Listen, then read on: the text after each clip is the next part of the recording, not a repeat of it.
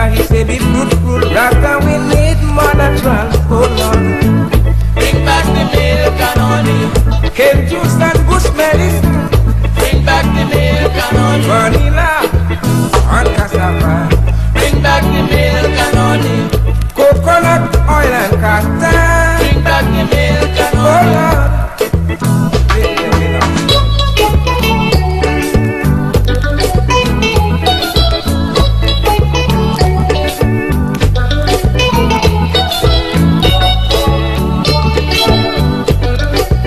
You got to remember the good old days.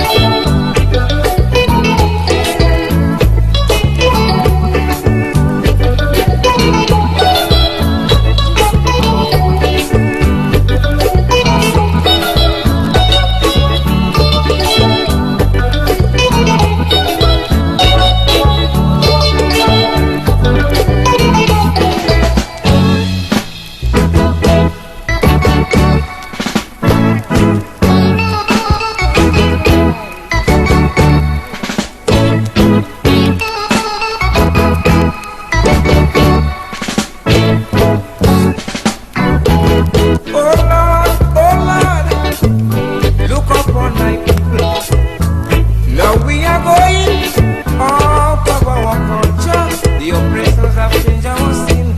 We need to build back ourselves. Oh Lord, Bring back the milk and honey. cane juice and bush medicine, Bring back the milk and honey. vanilla and cassava, Bring back the milk and honey. coconut oil and castor. Bring back the milk and honey. Oh yes, my people, hear the cry of rovers. We are oppressed, so long we've been kept down. Remember he said be fruitful, Rasta we need more natural. Oh Lord, Bring back the milk and honey. cane juice and bush medicine, Bring back the milk and honey. vanilla and cassava, Bring back the milk and honey. coconut oil and castor. Bring back the milk and Oh honey. Lord.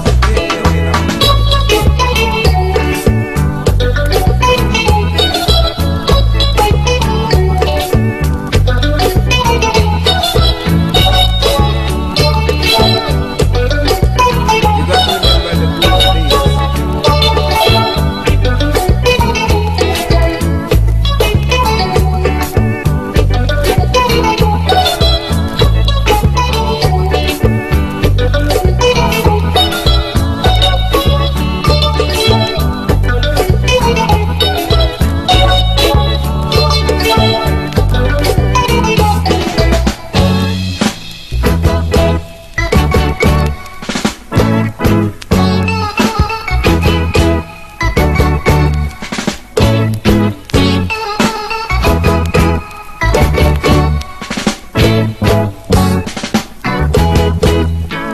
Reverend, don't sleep, don't sit down and just start. We got the land, plants willing to grow. Remember the good old days, we got to work the land, I say, oh Lord. Bring back the milk and honey. Cane juice and bush medicine, Bring back the milk and honey. vanilla and cassava, Bring back the milk and honey. coconut oil and castor. Bring back the milk and honey. Oh, whoa, whoa, Lord. Bring back the milk and honey. Keep it up, keep it up.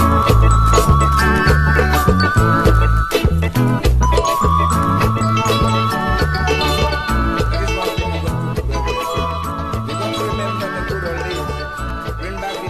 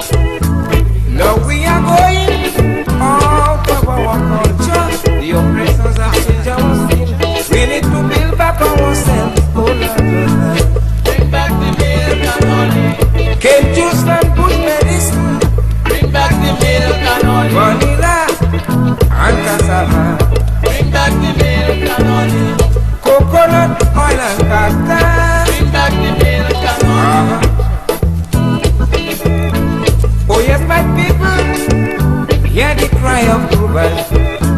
We are oppressed, so long we've been kept down. Remember he said be fruitful, rather we need more natural. Oh Lord, Bring back the milk and honey.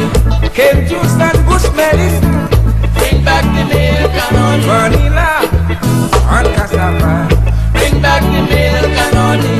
coconut oil and castor. Bring back the milk and Oh honey. Lord.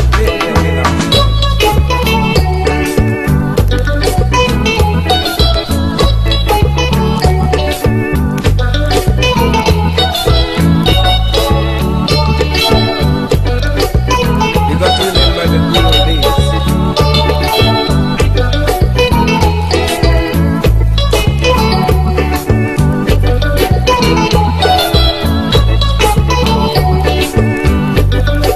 This sounds better. Good evening to everyone.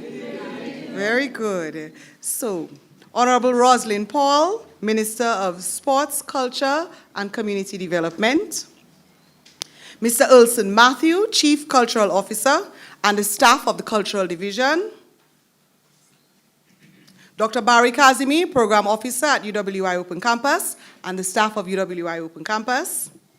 Students, alumni, and friends of UWI Open Campus, both in the audience and those listening live via DBS, Zoom, and Kyrie FM.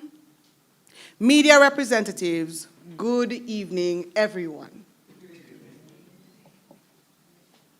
I am Dr. Kimon Joseph, head of UWI Open Campus, and I'm delighted that so many of you have decided to spend your evening with us. Thank you very much for being here with us.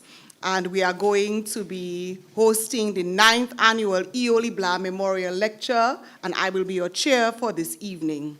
At this time, I would like to ask you all to stand with me as I welcome Ms. Jody Johnson, who will play the national anthem for us on flute.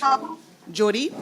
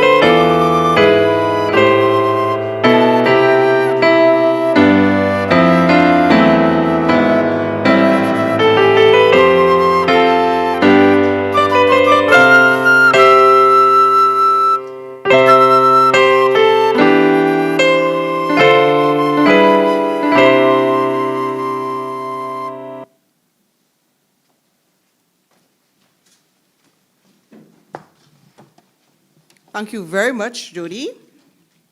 At this time, I invite Monsignor Eustace Thomas, who is a priest at Our Lady of Fairhaven, to come and do the invocation. Father?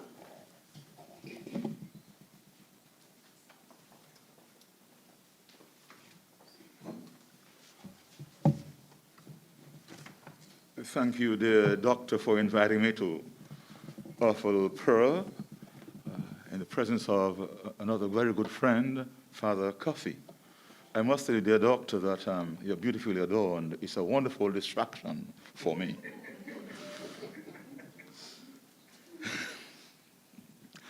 In the name of the Father, and of the Son, and of the Holy Spirit, amen. Let's pray in the words Christ taught us. Our Father, who art in heaven, hallowed be thy name. Thy kingdom come. Thy will be done on earth as it is in heaven. Give us this day our daily bread, and forgive us our trespasses, as we forgive those who trespass against us. And lead us not into temptation, but deliver us from evil. Amen. Almighty God and Father, we thank you for this gathering, brought about by Dr. Kimon Joseph and her staff. We thank you for those who will be participating in this panel discussion regarding a herbal tradition. Bless them, bless those who are listening to us, and bless us. Dieu éternel et tout-puissant, au soir grâce à Dr. Kimon Joseph et puis entourage lui, il va rassembler nous ici pour réfléchir à cette tradition herbale ou à des herbes en matière de remèdes, affaires, cuisine et traitement spa.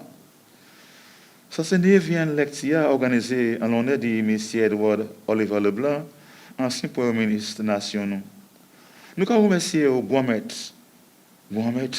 environnement là, et chef la forêt, où là nous avons planté toute qualité de produits agriculturels pour manger, boire et servir comme remède. Papa, nous, pour faire nous bien comprendre, valeur et tradition et bal ça là, et 4 personnes qui sont spécialisés en affaires plans, qui participent à une discussion et qui méritent une bénédiction. Je commande aussi pour jeter les yeux à nous toutes, qui ont fait un seul corps ici. Et c'est tous ces gens-là qui suivent l'exercice par Zoom. Nous avons présenté des discussions ça, en la main, comme ça, enfin, nous tous qui vivons la caille, nous satisfaits avec ça, nous coûter, tant et puis comprendre. Tant pis, s'il vous plaît, accordez-nous tout ça, nous avons demandé par Jésus-Christ, notre Seigneur, et puis même la Vierge Marie. Amen.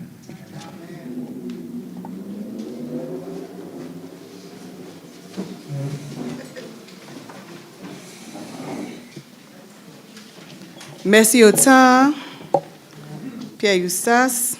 I can always count on you for all our lecture series, and particularly for this one, I really do enjoy when you come and you participate, and you are always willing to be with us. And so for that, I thank you. Nuka wimeseu, yuika wimeseu, evenu emeu. All right. So I will now give the opening remarks on behalf of the University of the West Indies Open Campus.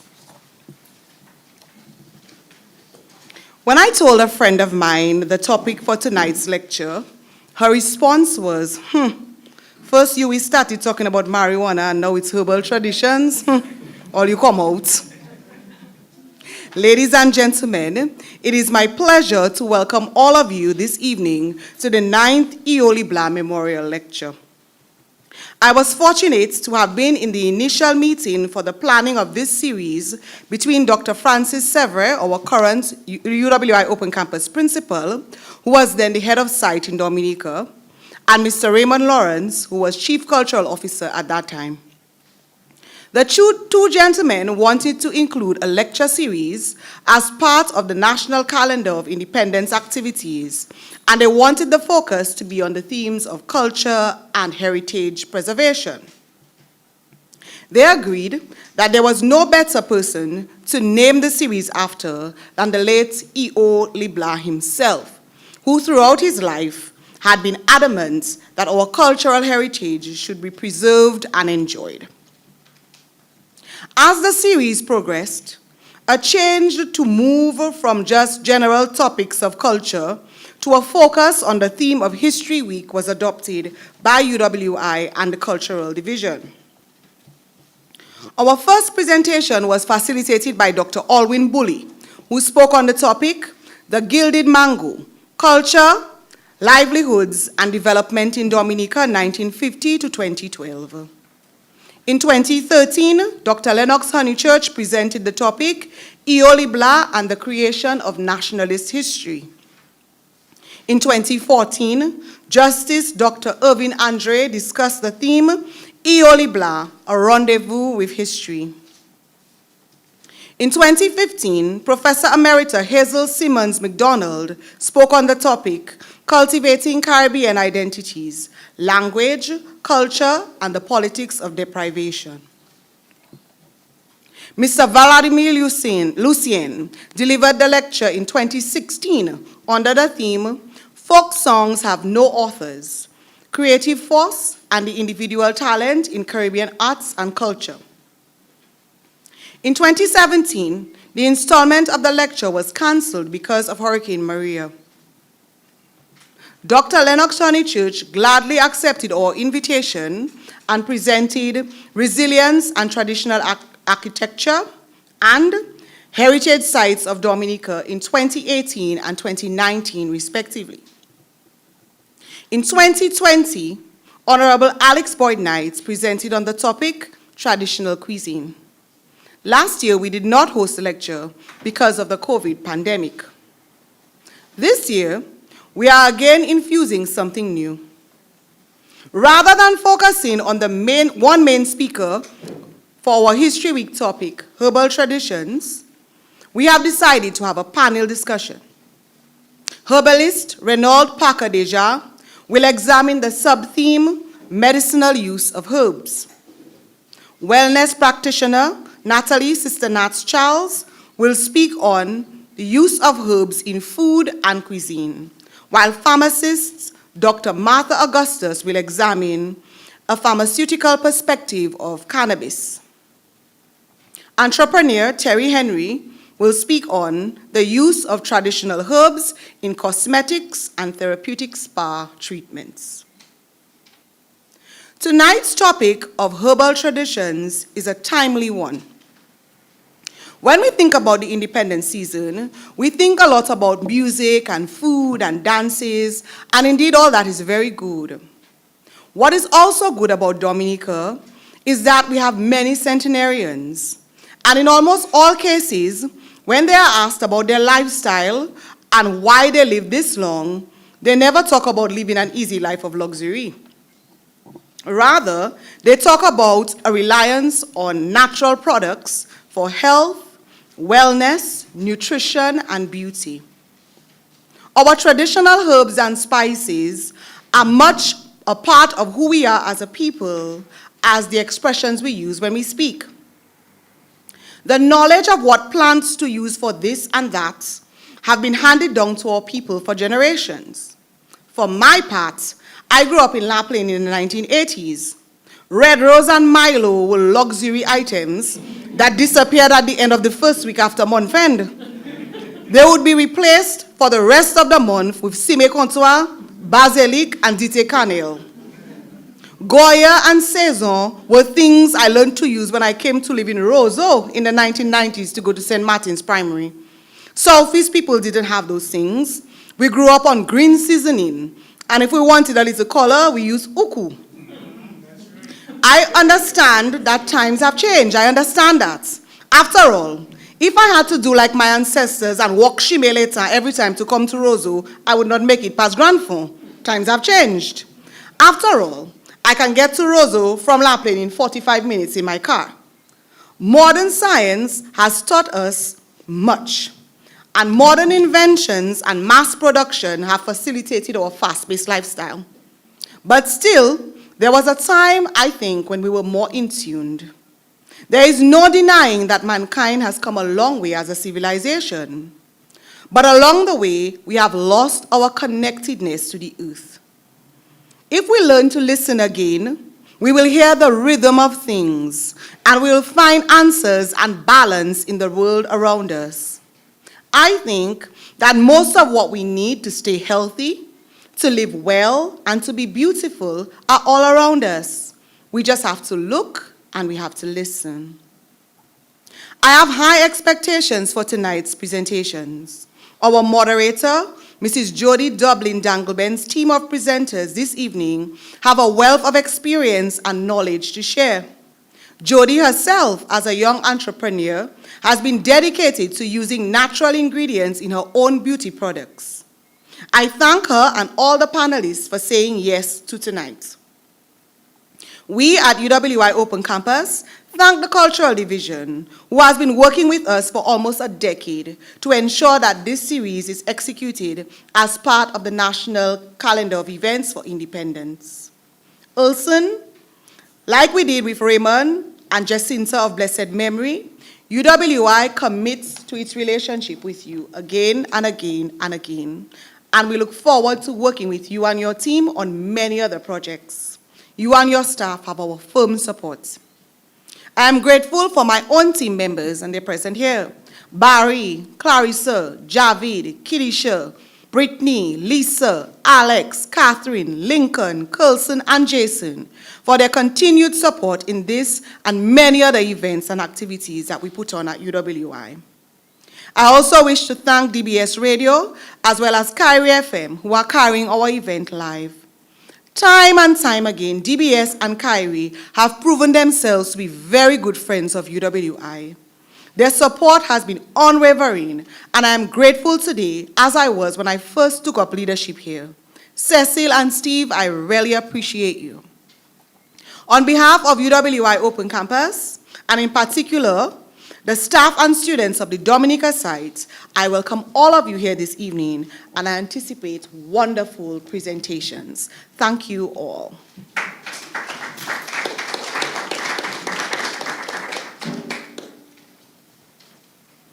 All right. I now invite Mr. Ulson Matthew, who is the Chief Cultural Officer Acting, to give remarks on behalf of his division. Ulson? Clap for Ulson.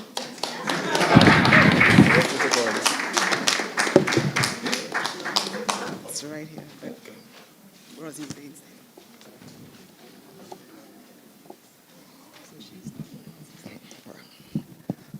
Honorable Rosalind Paul, Minister for Sports, Culture and Community Development, my minister. Dr. Kimon Joseph, head of UE, Open Campus Dominica. Staff of the Cultural Division and staff of UE as well. Students, alumni, friends of UE Open Campus, both in the auditorium and those listening via DBS and on Zoom. Media representatives, everybody, good evening.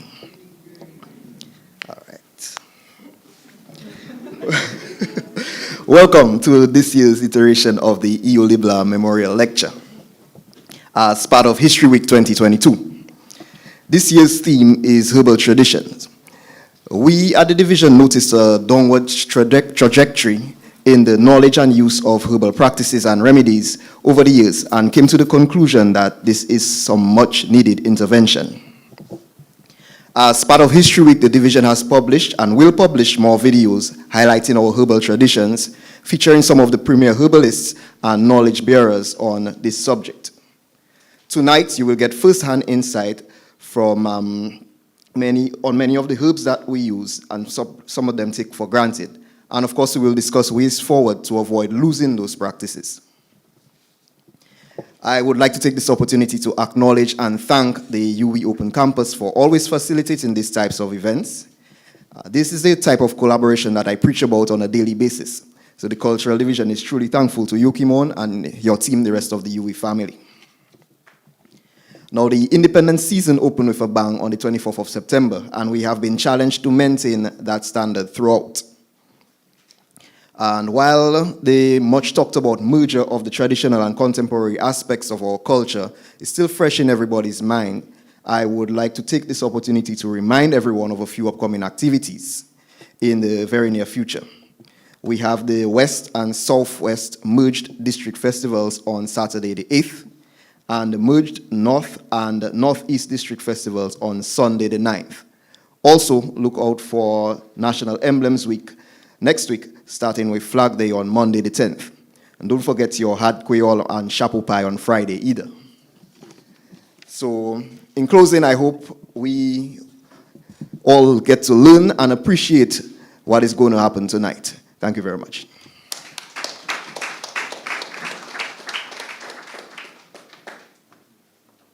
Thank you very much, Ulson. And our moderator is Mrs. Jody Dublin Dangleben, and I have someone who's going to introduce Jody. But before he introduces Jody, I'd like to introduce him. So Mr. Udi John is the valedictorian of the entire UWI Open Campus. Clap for Udi, plenty. Udi is graduating as a top student out of almost 500 students at the Open Campus. And so next week, Saturday the 15th, UD has the privilege of giving the address on behalf of all the students at the Open Campus. So we hear that some men are underachieving in education and all that. Well, my colleague Barry Kazimi reminded me, whenever you say that, just remember, out of the 4 valedictorians from Dominica, it's Freeman, eh? It's Freeman. So, the other valedictorians we have had from Dominica are Mr. Darren Pinard, who works at National Bank, Mr. Kirk Edwards, who is a teacher at Northeast Comprehensive, and Miss Novinia Isaac, who is the secretary at Portsmouth Secondary School. But this year is Yudi's year, so I'd like you to welcome Yudi as he introduces our moderator, and after that, Mrs. Dangleben will have the floor until she hands back to me at the end of the open discussion. Yudi?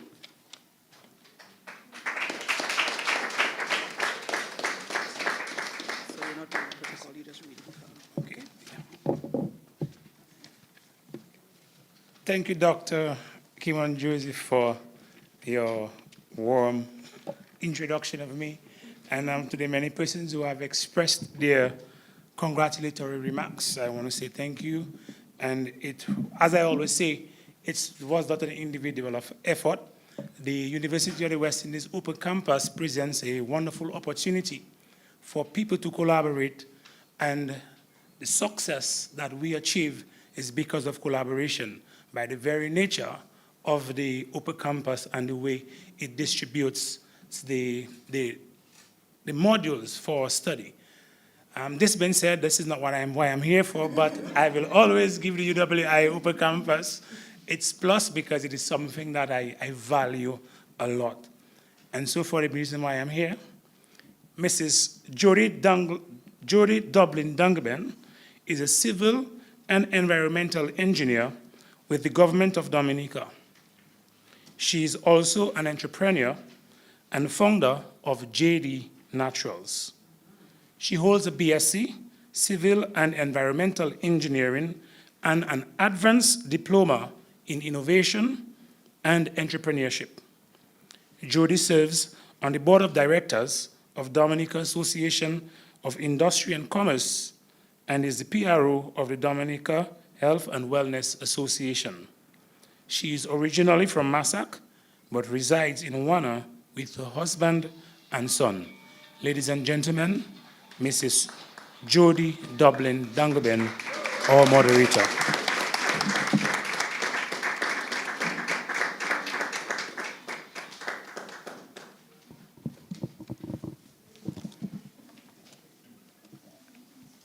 Thank you, Yudi, and congratulations.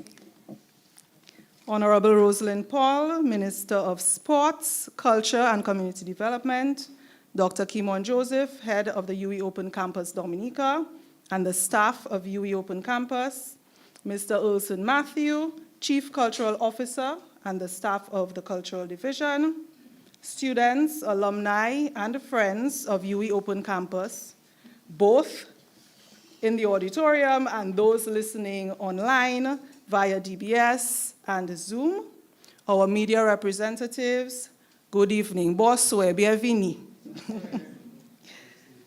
So welcome all to this year's E.O. LeBlanc Memorial Lecture on Herbal Traditions. It really is a distinct honor for me to be serving as your moderator today.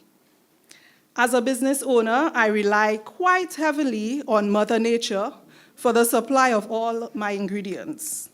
My product formulation is fully natural, and we only use natural ingredients, even those otherwise that may not have been popular in hair and scalp formulation, like Zuti,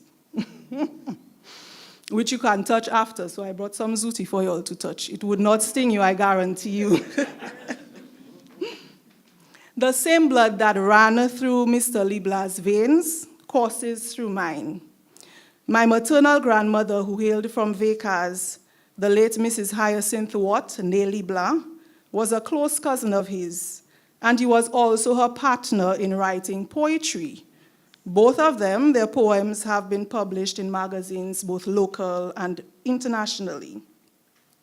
I also followed Mr. LeBlanc's footsteps somewhat, attending the university, the same university he attended, on the same hall, Milner Hall, the only hall, whoop, whoop, in Trinidad. At the time he attended, he took a beekeeping course, Terry, when he attended there. It was called the Imperial College of Tropical Agriculture in 1944.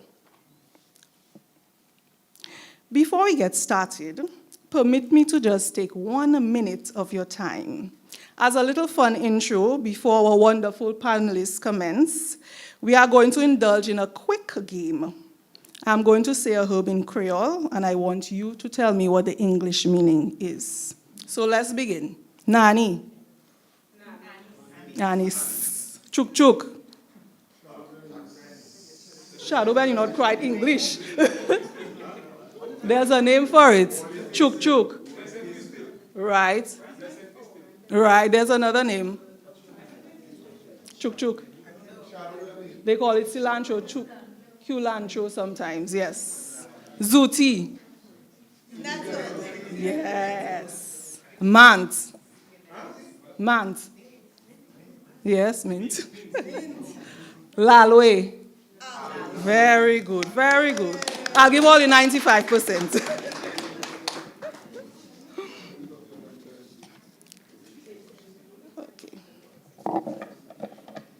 So we have 4 panelists this evening, and I will introduce them in the order that they are going to present.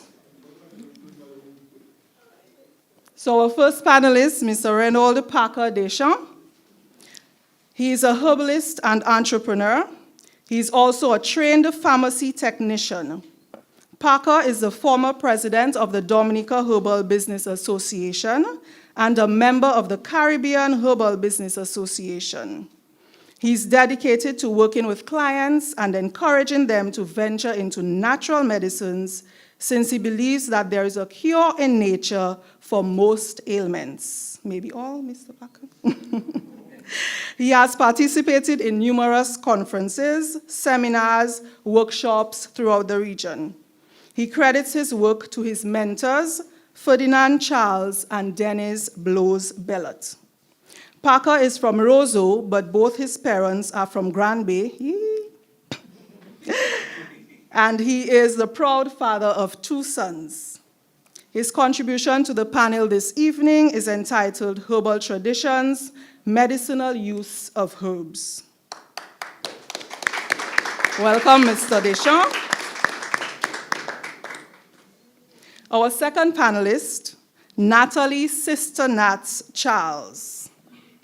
Sister Nats has a myriad of roles which include visionary, pioneer, researcher, writer, educator, coach, product developer, lifestyle coach, culinary wellness expert, community leader, and green entrepreneur.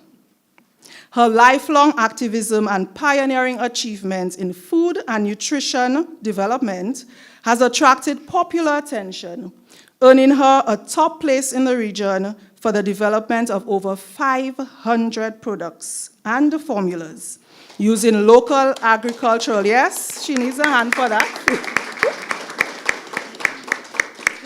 Using local agricultural produce and medicinal plants. Sister Nats has served for more than a decade on the Dominica Food and Nutrition Council and is currently Vice President of the Dominica Health and Wellness Association. Her presentation this evening is Herbal Traditions, the Use of Herbs in Food and Cuisine. Welcome, Sister Nats. Dr. Martha Augustus. Dr. Martha Augustus is a director and a senior pharmacist at Quick Care Pharmacy. She holds an ASC in pharmacy from Barbados Community College. Her pre-pharmacy program was facilitated at Houston Community College, Texas Southern University, and University of Houston. Her Doctor of Pharmacy degree was gained at the University of Maryland. Her area of expertise is in community pharmacy and hospital pharmacy, and she has also worked in Antigua, St. Kitts and Nevis, Barbados, and the United States. In addition, she has been a member of the Caribbean Pharmacy Association and the Barbados Pharmacy Association. Her contribution this evening is entitled Herbal Traditions, a Pharmaceutical Perspective of Cannabis. Welcome, Dr. Augustus. And Ms. Terry Henry. Terry Henry is an entrepreneur. She's a creator of Be Natural products, which include lip balms, deodorants, which I use and I have on tonight, body balms, body butters, candles, lotions, and cannabis balms. Terry holds a Bachelor of Science in Sociology and Media Studies and an ITEC diploma in massage therapy and anatomy and physiology. She's currently the president of Dominica Health and Wellness Association and a forest bathing guide. She's the mother of 2 children. She's originally from Salisbury, England, but resides now in Salisbury, Dominica. Her contribution this evening is titled Herbal Traditions, the Use of Traditional Herbs in Cosmetics and Therapeutic Spa Treatments. Welcome, Terry. So to our panelists, we have a few rules that you need to follow this evening. Each of you have a maximum of 15 minutes. 20, okay. 20 minutes. We've been a little generous tonight. I will show you a card when you have 5 minutes, this card, when you have 5 minutes remaining, and when you have 1 minute remaining. I know you are very passionate about your topics, but just glance up at me a while just to see how much time you have left. The question and answer will follow after all the presentations have been made. Okay? So without any further ado, let's get to the meat of the topic. So we'll start with Mr. Reynold Parker Deschamps.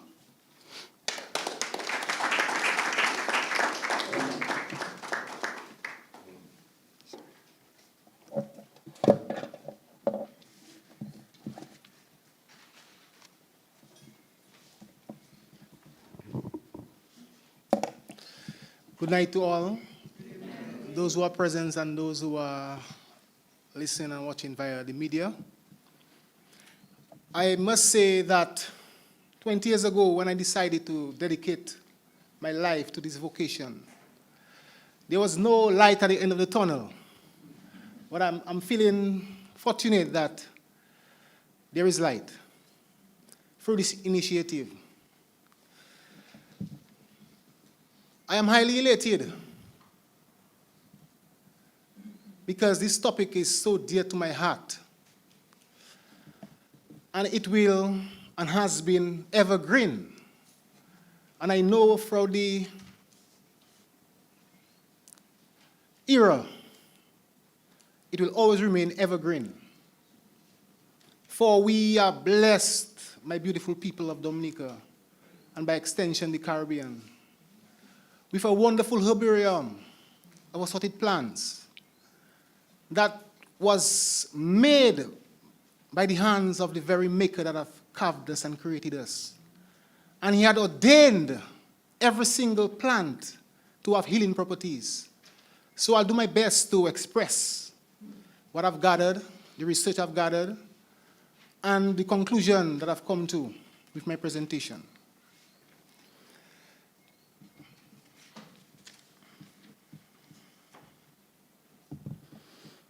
As I've said, the history of herbal medicines, it is not new to us. It's actually a culture stemmed from Africa. And we know our roots as Caribbean people. That's where we came from. I could also extend by using the biblical essence, which we call the Bible, to establish that herbal medicine was created for the use of mankind. Herbal medicine was created for the healing of all nations. And it's established in the very book of Genesis, And if you've skipped this very book of Genesis, you could go to the book of Psalms that will tell you the herbs are for the use of man and the grass is for the use of the cattle. We could go further to explain the words of the prophet Ezekiel. He said that the fruits on the tree shall be for your foods, and the leaves shall be for your medicine. Revelation reminds us, as we all know, we live in Revelation time, that the herbs are for the healing of the nations. So I say to you, my beautiful people, let's embrace that which we have received from the very Maker who have made us, and see that this knowledge can be used and explored by the generations ahead of us.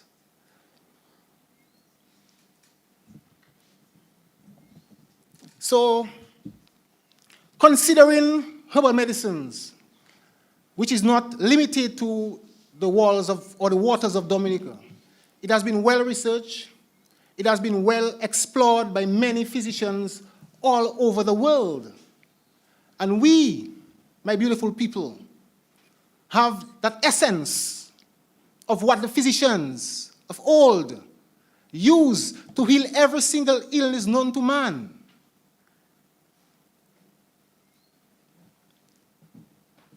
We can explore the history of herbal medicines by looking at the history passed on to us as humankind. For example, we have the great Hippocrates, who we know studied medicine 2,200 years, even before the doctor of medicine we consider to be Hippocrates. So I'm saying to you this evening that we have the ability to stop that term suppress, because we know every illness we encounter, sad but true, is on the horizon. Hypertension, diabetes, non-communicable diseases, cancer, and the list goes on. I'm saying to us, we have the ability to heal rather than to suppress symptoms. We know that herbal medicines has been well established, and we as a people and as a nation, we are not less than any other nation. Because I can attest to you that you go to India. India has established the science of herbal medicines, and we know that Ayurvedic is the approach, or the modality that they use is Ayurvedic medicine, and we know that this have empirical data to prove to us the findings that I bring to you. We can also look at the Chinese. They have established Oriental medicine. They have been preserving their indigenous culture up to this present day. The inculcation or the integration of conventional medicine along with Oriental medicine have been used in or are being used in China up to this present day as we speak. The Japanese have done it with microbiotics. We know, we as African people, one of the physicians that have made this very popular to us, this modality from the African perspective, is Dr. Sebi. And he spoke to us about the intracellular cleansing. Also, he spoke to us about the cellular balance, because we know that herbal medicines, the only way it can assist your body is by rejuvenating you from a cellular level. And the way it can do that is because of what you call the phytonutrients, the phytochemicals, the antioxidants that they contain to rejuvenate us, to boost our immune system, to help to heal so-called incurable diseases.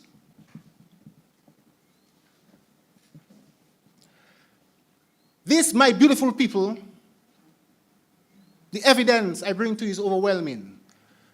There's no need to say that herbal medicine has not been explored, has not been researched. There's no need to say that herbal medicine is not scientific, because we have had a few researchers and organizations that have dedicated their life to study the active properties and the practice of herbal medicines. We have one of those organizations by the name of CARAPA.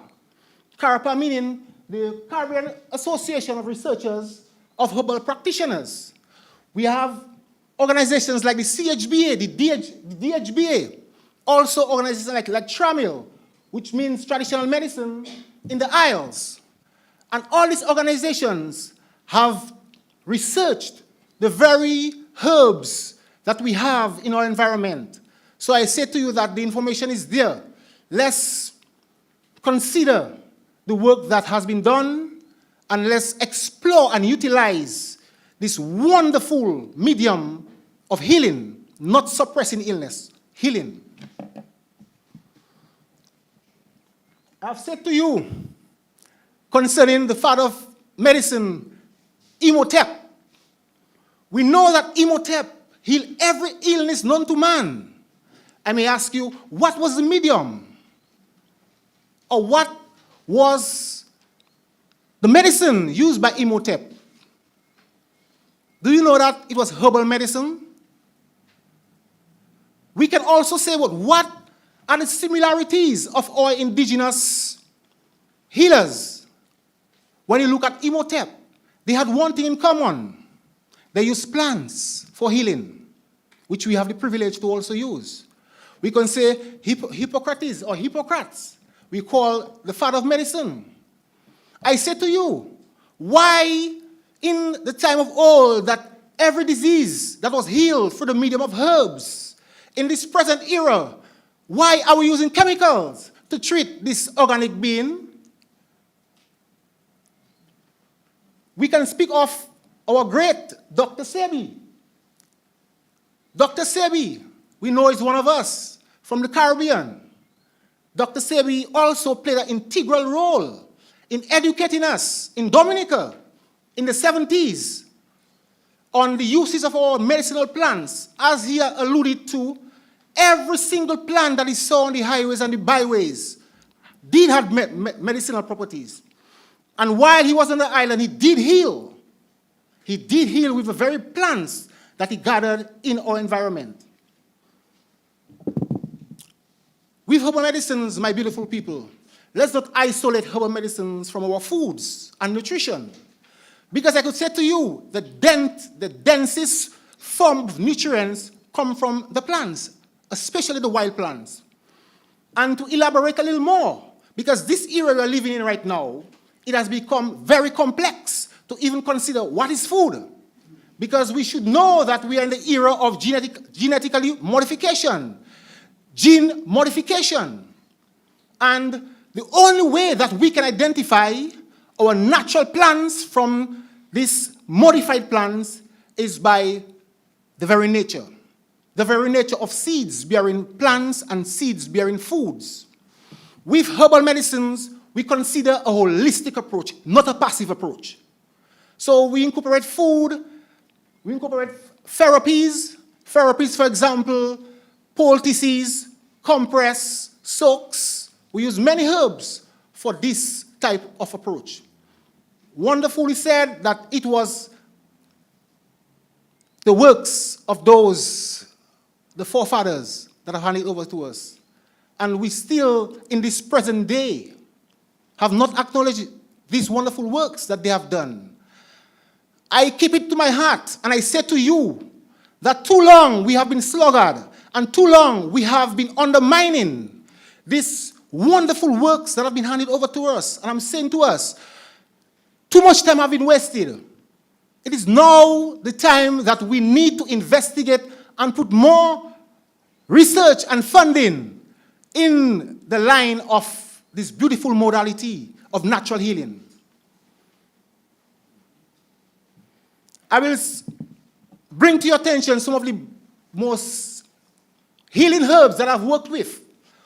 One of them, we know it locally by the name blue vervain. We also could call it vevelachewat. We think that herbal medicine is not scientific, but the scientific name, we call it Herbina hastata. Herbina hastata is reputable for persons that are suffering from poor circulation.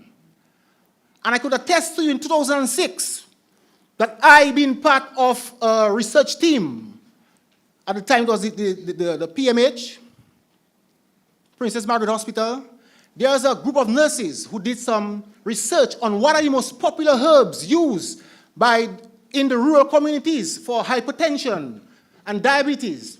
And do you know that the top herb was blue vervain? And this is a herb that we all say we don't know what is the dosage or what amount to use. But let me tell you, there's no documented information say that blue vervain has caused any harm to anyone. Blue vervain is not just a plant, but it's a plant with phytonutrients and phytochemicals. We know that the blood, predominantly, we need iron for the blood. So persons with anemia, persons with sickle cell, persons with blood deficiencies can look upon blue vervain as a herb that was suited and designed for rejuvenating you from a cellular level. Blue vervain is also a reputable and well-known what we call diuretic. And we know what are diuretics. Diuretics help to excrete excess fluid from our bodies. Persons with hypertension, one of the medications that you use is diuretic. And we know the synthetic diuretics, it will destroy your kidneys. We say to you that the natural diuretic, it works in synergy with your, what you call your physiology. And at the end of the day, it works in harmony with who you are, with little or no side effects. We can consider blue vervain to be a very good herb for this, what you call a central nervous system. Persons that have problems sleeping. Persons that are under deep stress. Blue vervain is an excellent choice to rejuvenate and to heal your body. We know that blue vervain contains active ingredients, what we call glycosides. We have two very important glycosides called verbenine and verbenine. And these two glycosides are what you call the antioxidants or the phytonutrients found in this plant that will assist in our well-being. We should all know bitterwood, commonly known as sumabwa, scientifically known as Quassia amara. Quassia amara is one of the beautiful herbs we have in our forests. It is not grown on the highways and the byways. It is deep in our jungle, in our forests. And this plant, my beautiful people, it is used for a wide variety of areas. One of the areas which, sad but true, we have been combating this present era is cancer. Sumabwa, or bitterwood, is an excellent remedy to destroy malignant cells, to destroy malignant tumors, leaving your bodily organs in shape and in good condition. We also can use Quassia amara, or bitterwood, for bacteria, parasites. We know that one of the parasites that have been affecting us is what we call the H. pylori bacteria.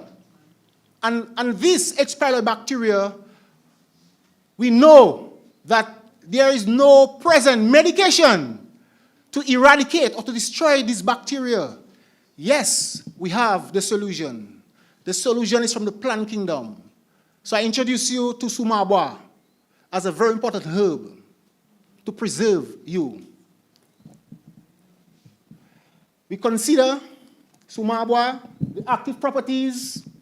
Sumabwa is very effective as an antifungal, antibacterial. Women, we know that a lot of our women are obese. And we know that obese is the stage for cancer and all these non-communicable diseases.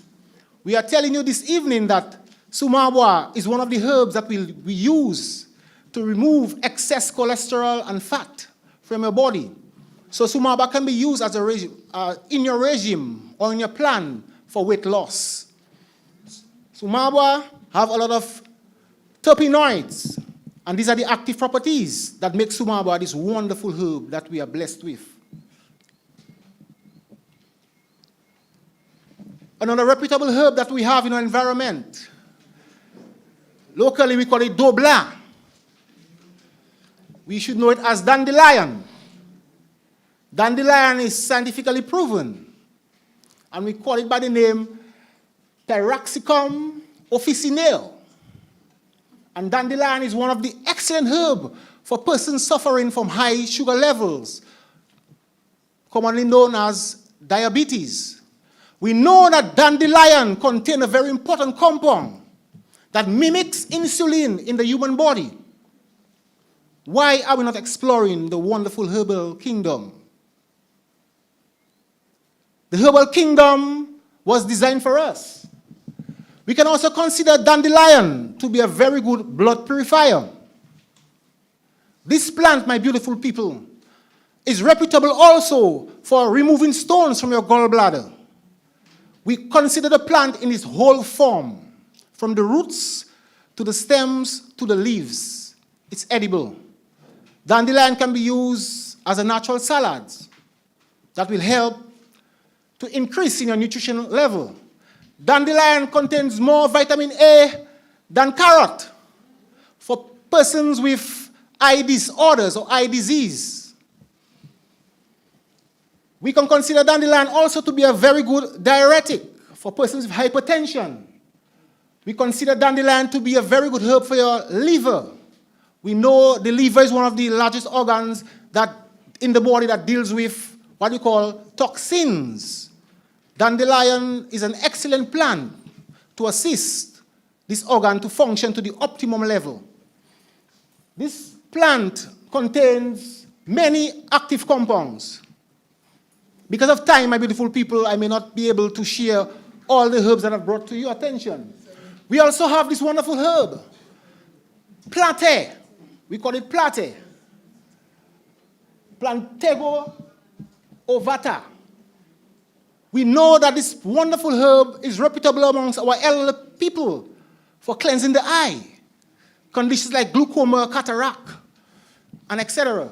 We know that plate is excellent when it comes to its antifungal properties. Women, we know that we can be bombarded with a condition called candida, what you call yeast infections.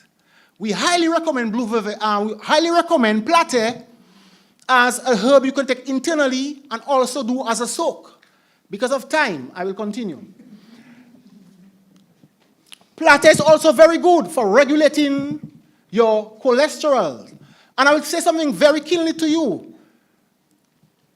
We know of a specific drug they call periactin. And periactin is reputable for increasing one's appetite. But I know that periactin, and the reason for its increasing your appetite is due to its side effects. I would love to make you know, periactin is, by its true nature, what you call an antihistamine. It is used for allergic reaction. Plate is a natural antihistamine. And I can say to you, the synthetic antihistamine will increase your appetite, while the natural antihistamine will suppress your appetite. So that is the evidence to make you know that man cannot be comparable with the hands of the Creator. And we need to put more trust and faith in the things that we are blessed with in abundance. And this, my beautiful people, I speak of the herbal kingdom. This wonderful plant, which we call kelp, we also know it as wawek. It is actually a marine plant, well scientifically studied. Scientifically, we know it to be Lamaria microcystis ascophilium. This plant is a high nutrient plant. One of the predominant nutrients in this plant is what we call iodine.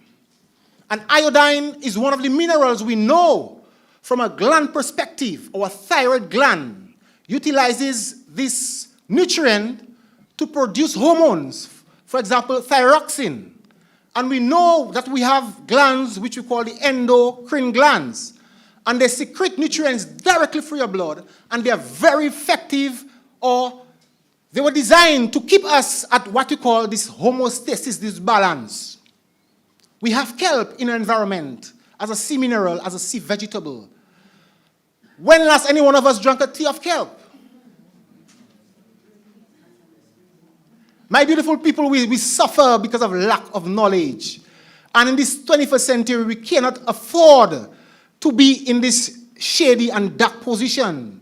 We need to come and smell the coffee, as you would say, and put our best foot forward. Let's look at ourselves as a nation that has the ability to make changes to this world.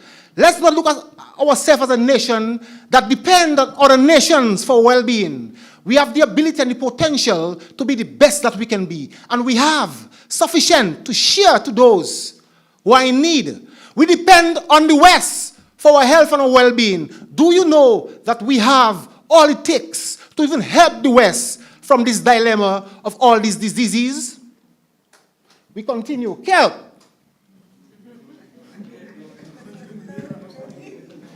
Kelp, my beautiful people, can save us from this dilemma. This avalanche, we were told that one day it will happen to us. The overwhelming numbers of cancer. Kelp is one of the herbs we have in our environment to preserve and to heal us and to protect us as a preventative from this fatal and crucial disease that, sad but true, we are fearful about. We don't need to be fearful because we have everything it takes to protect and to guide ourselves and our fellow brothers and sisters in the Caribbean and the wider world. Kelp, one of the active properties in kelp, besides the iodine, is what we call sodium alginate. And sodium alginate, my beautiful people, will remove as far as radioactive pollutants from your blood. Because we know we are in the time of technology, we know that we spend a lot of time on our computers and our laptops, and this radiation can affect our health. I'm advising you to have a teacup of kelp every evening you go to your computer. Next slide. Another beautiful herb, which we have undermined for too long. We call it anamu. Locally, we also call it koja root.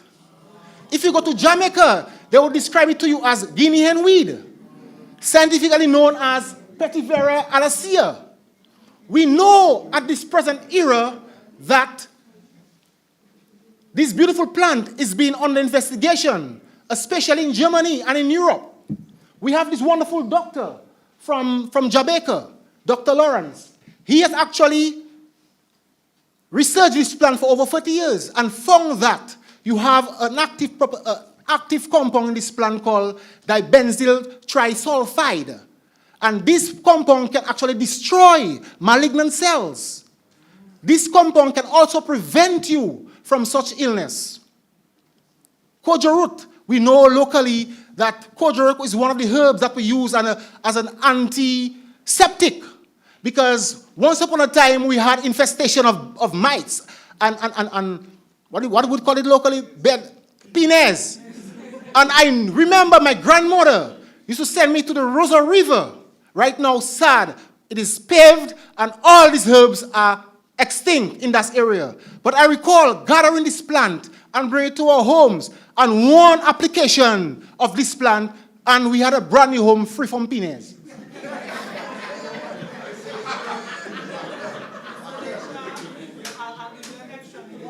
Okay, I would love to ask for extra 3 minutes to complete my presentation, if that's okay. We can also mention a wonderful food and medicine, and in my personal experience, this is the most healing food and medicine I've worked with. We call it locally pawpaw, scientifically known as Carica papaya. Carica papaya. Carica papaya is reputable for its digestive and its enzymic reaction on your stomach. It is highly recommended for persons with gastric problems and chronic ulceration. Papaya can be used externally and internally. Persons with diabetic ulcers. We have this incidence, or this overrated incidence of amputations. Why are we in this dilemma? After we have been using synthetic medication for 30 years and above, the conclusion of the matter is amputations for our elderly persons. I'm saying to us, we have the herbs to reverse such conditions. Papaya can be used externally as a poultice on diabetic ulcers, and I've seen it firsthand, the healing of this wonderful plant. We have the active properties therein in papaya. We call it cymopapain and papain. And these wonderful active enzymes, we know that these enzymes heal you from a cellular level, the very makeup of who you are. So we're not looking for partial healing. We're looking for holistic healing. Women, this herb, I chose it specifically for you because this herb is considered to be a female tonic. We call it locally raspberry. We call it also fouez.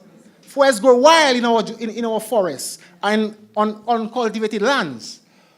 Scientifically known as Rubus ideus. And this plant, it's reputable for its phytonutrients and its powerful source of iron. Because we know iron is the predominant nutrient in the blood. Without iron, your blood will not have sufficient oxygen. Without iron, your cell would sickle. Your cell will have deformation. So it's very important for us to consume this natural source of nutrient from the plants. Continue. Red raspberry, it's also reputable amongst our midwives. It's reputable amongst our nurses that consider the indigenous approach to childbirth. It will help to ease labor pain. It will help to make childbearing much easier.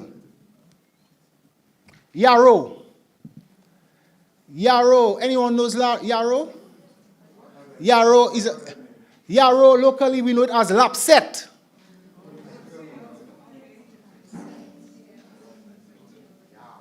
Achillea mellifolium, yarrow. And yarrow is also one of the female tonics, female plants. Because of time, I will not go into yarrow in depth. But this is another area of concern because women, we are experiencing a lot of female disorders. We have conditions like fibroids, cysts, endometriosis, PCOS, polycystic ovarian syndrome. Our women, we know this condition will also cause infertility. And we cannot afford for women to be infertile because we need to continue this generation. I say to you, my beautiful women, come to your senses and come back to Mother Nature.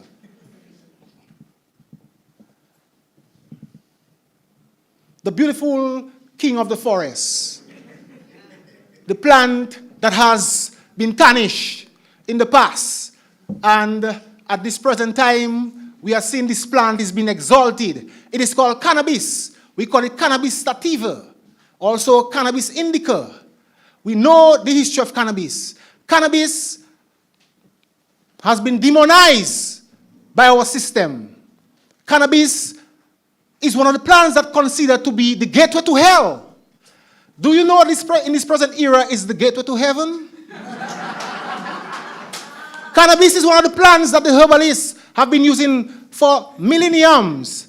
Right now, it is being snatched out of our toolkit, and it's been highlighted by those in the corporate world as one of the most important plants that can be used for cosmetics, for hardware, and for medicine. The cannabis plant, my beautiful people, we need to ask for forgiveness. We need to humble ourselves and say, cannabis plant, in my ignorance, I have said such and such on you. Next slide. We know that the cannabis plant is excellent for what we call your central nervous system, which is your brain. Because we know with empirical evidence that the cannabis plant is part and parcel with who we are. We have heard of the circulatory system, your digestive system, your respiratory system. Today, science is telling us about your endocannabinoid system. And this endocannabinoid system, the active ingredients in the cannabis plant have a perfect relationship with this endocannabinoid system because of the receptors in our brain. Predominantly our hypothalamus, the area of our brain we use for creativity. cannabis plant will enhance this gland. My beautiful people, I say to you, remember, we all have a responsibility to educate the uneducated. And as the great Marcus Mosiah Garvey said, that you liberate the minds of men and women, and ultimately, you liberate their bodies. I say to you, with the Spirit of Christ, all things are possible. Thank you.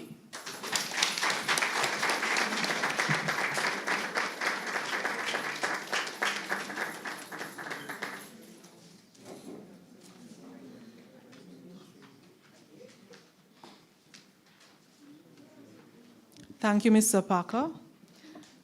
We now welcome Sister Nats to present. Sister Nats.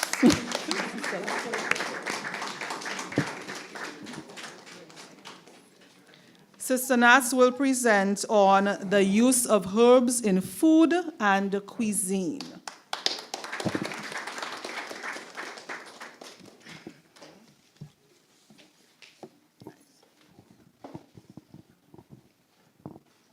Good evening, everyone. Thank you. Great. Yes, before I begin, I would like to single out for special mention Mr. Earlson Matthew and the entire staff at the ministry, at the Division of Culture, yes, for yes, good job.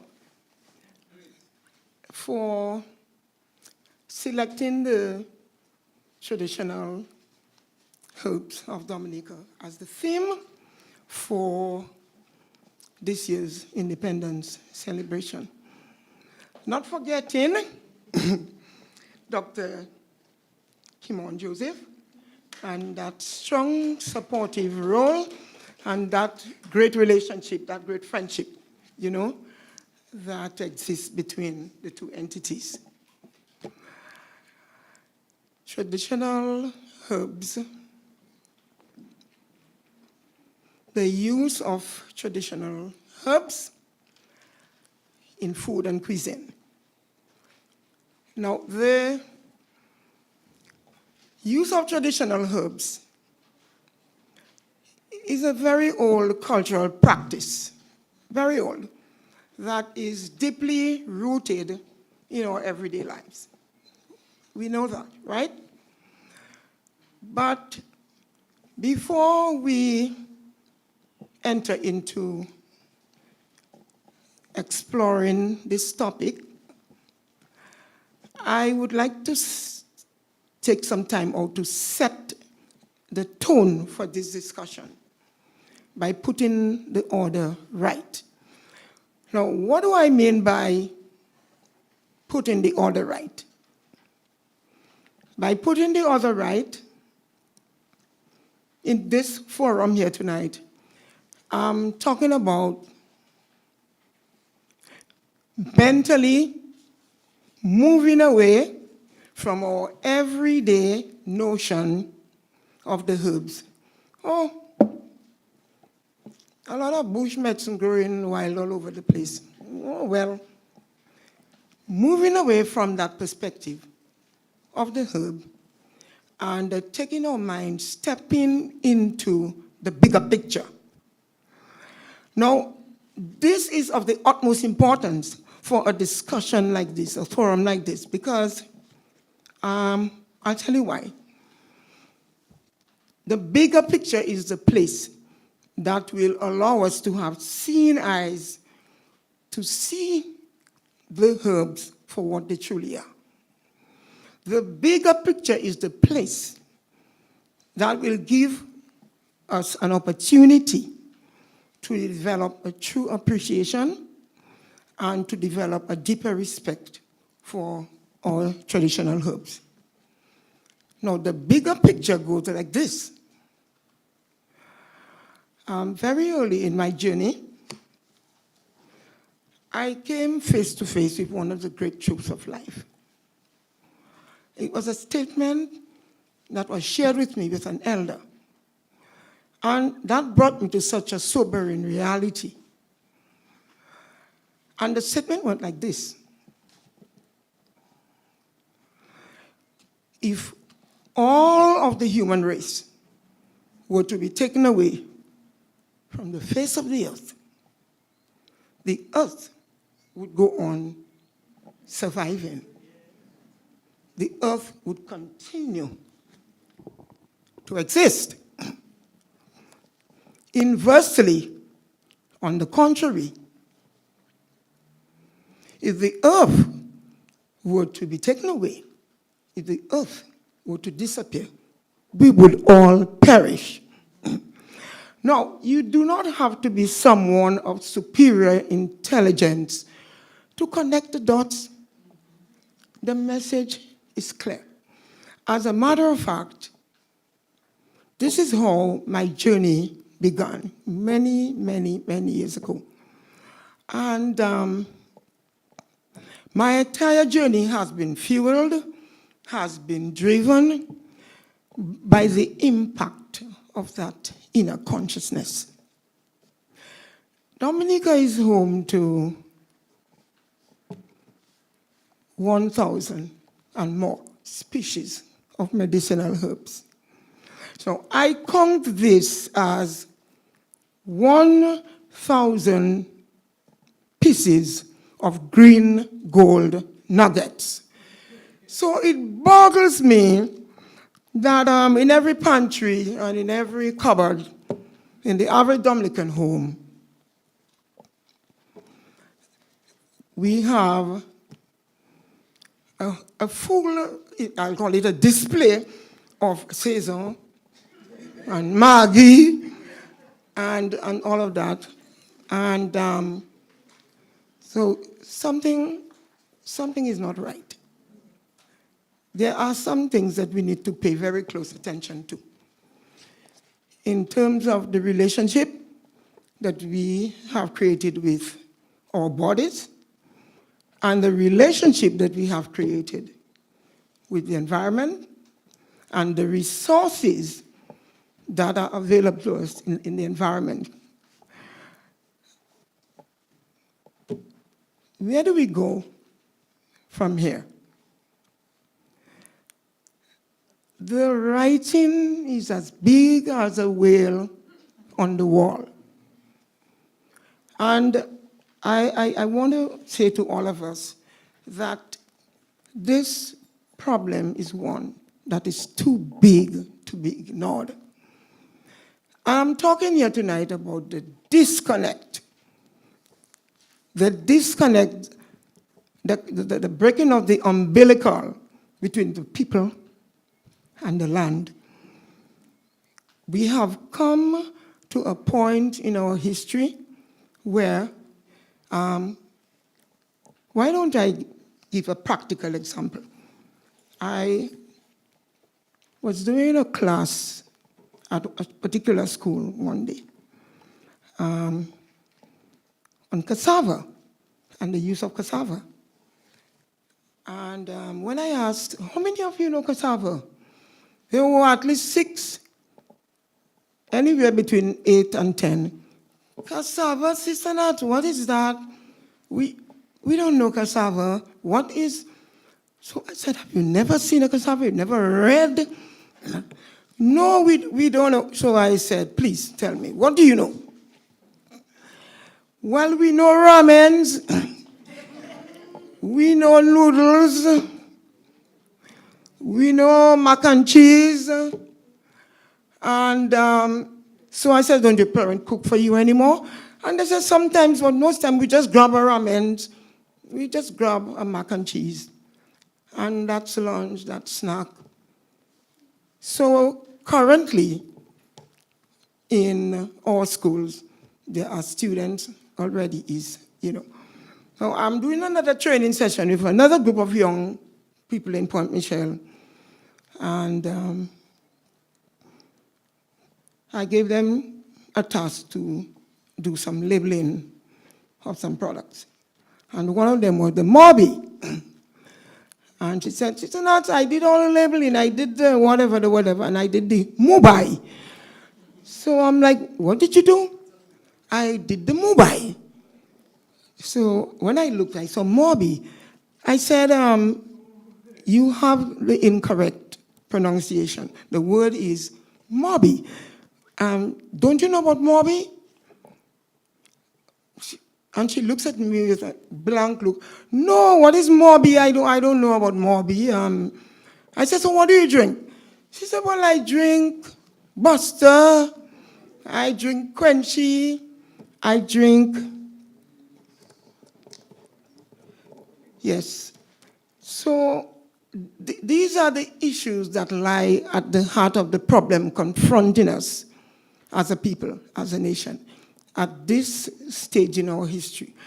I think we have come to a point where we either have to continue and pay the price, and talking about paying the price, we are already paying the price, because anyone who's been listening to our death announcements for the last 3 months, that's a sad tale of woe.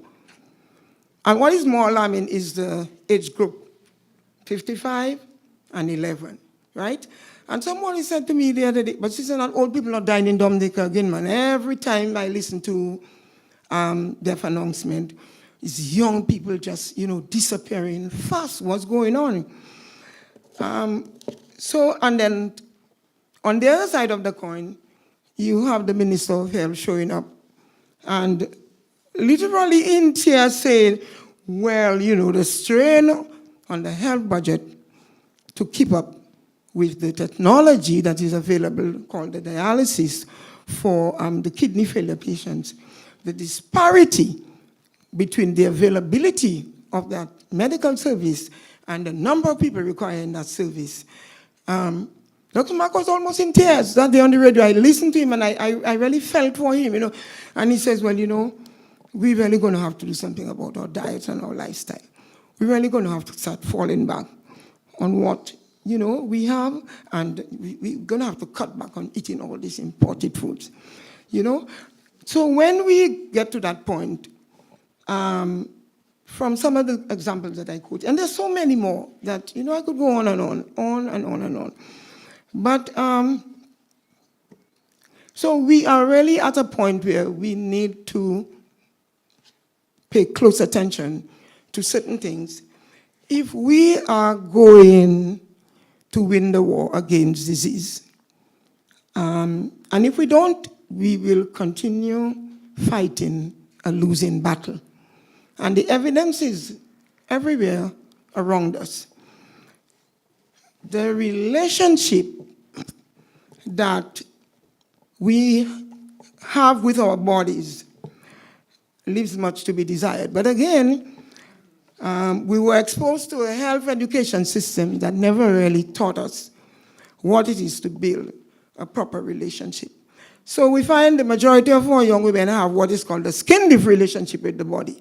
It's all about how many, what do you call it, hair I buy, how many of those I can change every week, nails looking like a Christmas tree, makeup, the average Dominican woman spends what?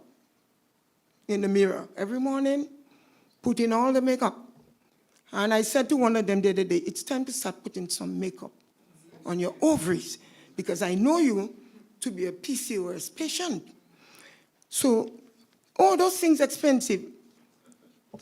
But think, the hair I buy, if we were to do a calculation on the cost of the tattoo, the hair I buy, the name brand, the makeup, the jewelry, the, what do you call it, ring tongue? I don't even know the names of these things, because, honestly, so the average Dominican woman has this skin-deep relationship with the body. And a lot of our women, you see, walking around, looking their best, because it's all about how do I look, dressed to impress, and all that sort of thing. You see, a lot of our women, there is an epidemic running on the ground, even harder than COVID, among Dominican women between the ages of, well, I would say 14 and you can go all the way up to 45. And the reproductive health issues is clearly beyond, out of control. Every other young person I meet in town, Sister Nat, I want to see you. Before they cross the road to come and speak, I already know. I have endometriosis, I have PCOS, I have fibroids, I just did my pap smear, I have precancer cells. And it goes on and on and on. And you know, all of these things are rooted in the lifestyle that we have adopted, in the moving away from that great, healthy lifestyle legacy that was handed down to us by our ancestors. And getting all caught up and getting all carried away with all the niceties and all the excitement of modern day. These days, if you don't have a smartphone, you don't count, you got to have a smartphone. But I said to them, what about having a smart set of kidneys inside of your body? So if you're willing to spend X amount on the smartphone, why don't you consider spending X amount or even more on your kidneys?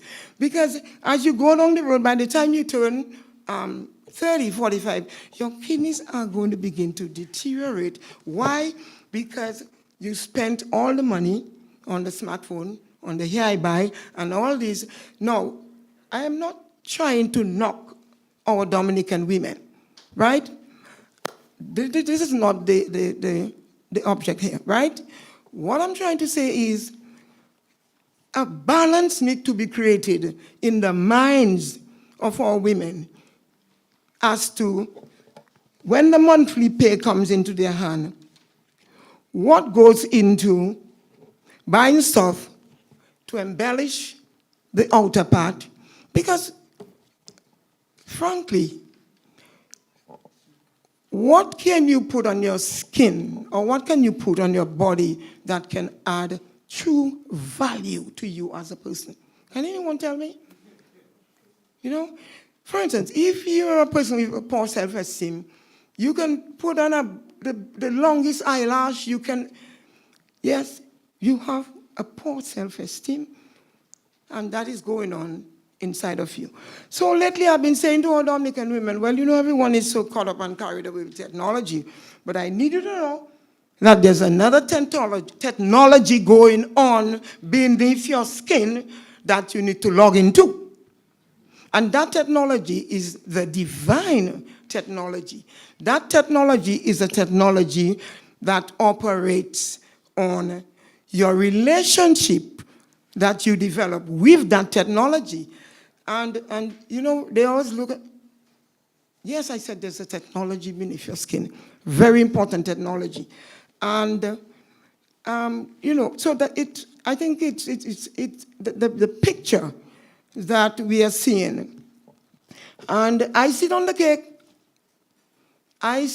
cake came when Dr. Etienne, I think I just want to, can I just quickly do a quote? Now, we know about PAHO. We know that PAHO is the most authoritative voice on matters of health. We know that they tally the statistics every year and they tell us, you know, what the cases are for NCDs. And can I just quote what the latest report from Dr. Carissa Enian, our own, who is the director of PAHO. She says we have some startling statistics in Dominica. For every 3 persons, 1 has high blood pressure. For every 2 persons, 1 has diabetes. For every 4 persons in Dominica, 1 has high cholesterol. And for every 2 people in Dominica, 1 is overweight or obese. And then she goes on to say that cancer is now on the rise. Okay? And she goes on, and I quote, we already have all the risk factors present for chronic diseases. We are sitting on a volcano that has started erupting. But the huge eruption is yet to come. We are now on a tsunami of chronic diseases in Dominica. Okay, so she articulates the problem and she sums up like this. Okay, the words of Dr. Carisi. She says, it is not a problem that we must wait until people are ill, and so we give them medication that never cures, but only delay their demise. And if I'm to put it bluntly, that medication is the metmorphine and the insulin and all of that, right?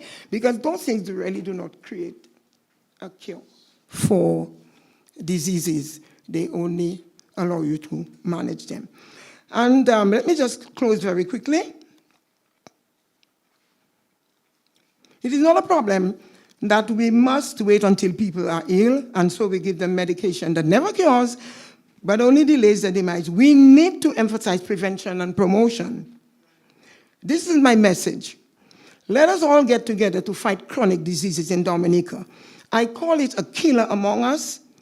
Indeed, a killer among us, and it is killing our people at their productive ages in life, and we need to do something. It is affecting us socially, emotionally, financially, and this is what Dr. Etienne had to say about the state of health in Dominica. Where does the traditional herbs fit into that picture? And how can we find ways to incorporate traditional herbs into our cooking, into our daily cooking, into our meal preparation, so that we can begin to make an attempt to reverse this tsunami that is upon us. The thing about herbs, medicinal herbs, culinary herbs, is that herbs are a gift from the hand of God to us. So herbs are divine. You know, herbs are a great blessing. Herbs are magical.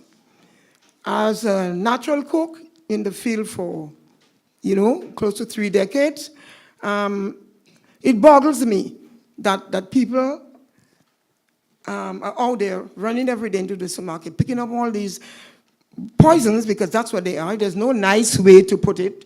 Maggi is a poison. Szechuan is a poison. So you're picking up all these poisons and putting them into the food, and what the end result is it damages your health, it destroys your health.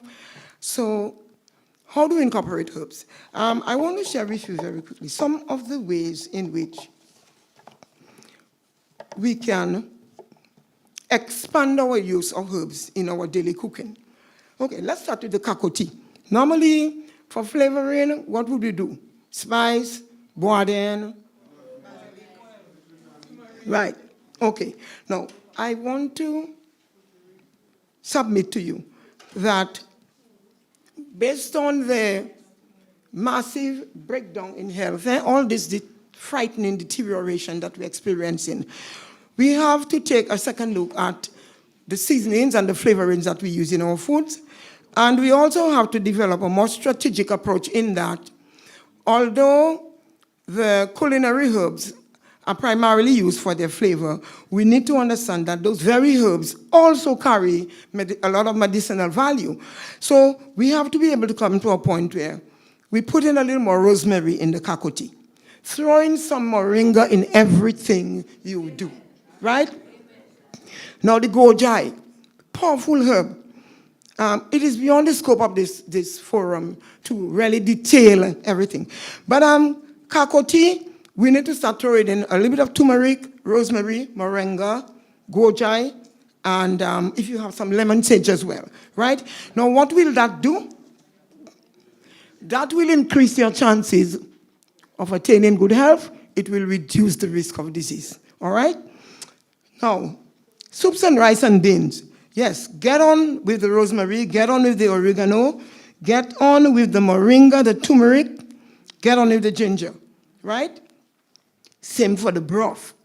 Throw some moringa in the broth, throw some rosemary in the broth. Because, like rosemary, for instance, a lot of people suffer from loss of memory.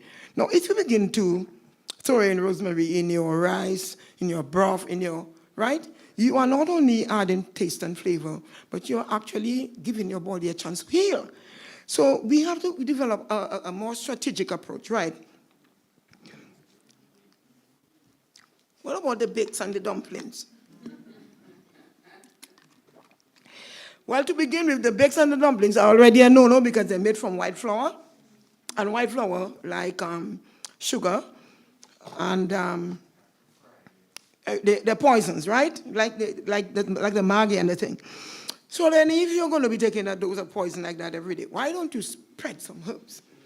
You know, what you need to start doing, you need to start buying your basilic, buying your rosemary, buying your goji. You dry them out. That's what you do. And after they've been dried, you get your little containers, and you know what to do with the Maggi and the Saison. By now, I mean, you certainly know where that belongs, in the bin, right?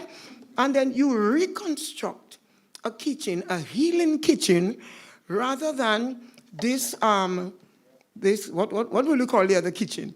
I don't even want to say the word. The killing kitchen, right?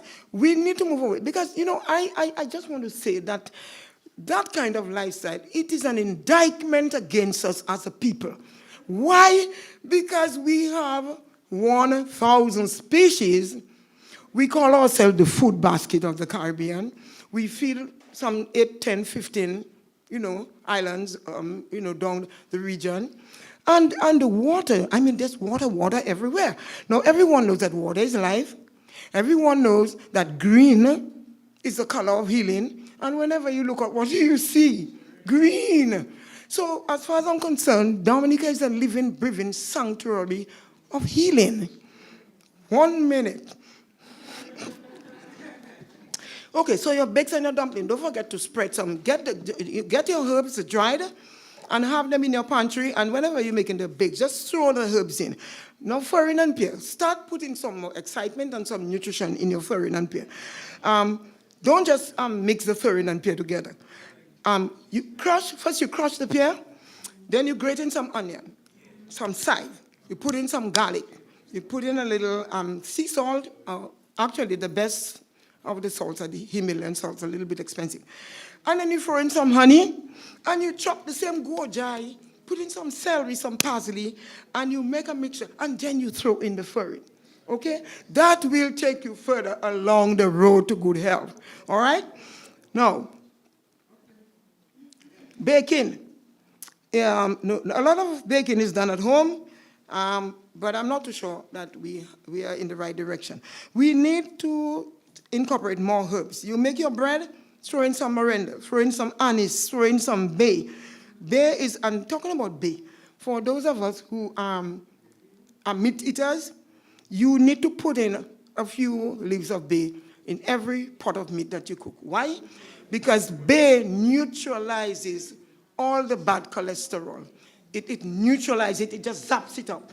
So when you're cooking meat, and if you have a concern about your cholesterol level, what you do, you throw in some bay. So go buy your boiled in the market and have it in your kitchen, and wherever you're cooking the meat, the chicken and the meat, make sure you put in the bay. It will knock out the risk for raising your cholesterol, simply just by putting the bay in. And your salads, okay, I have...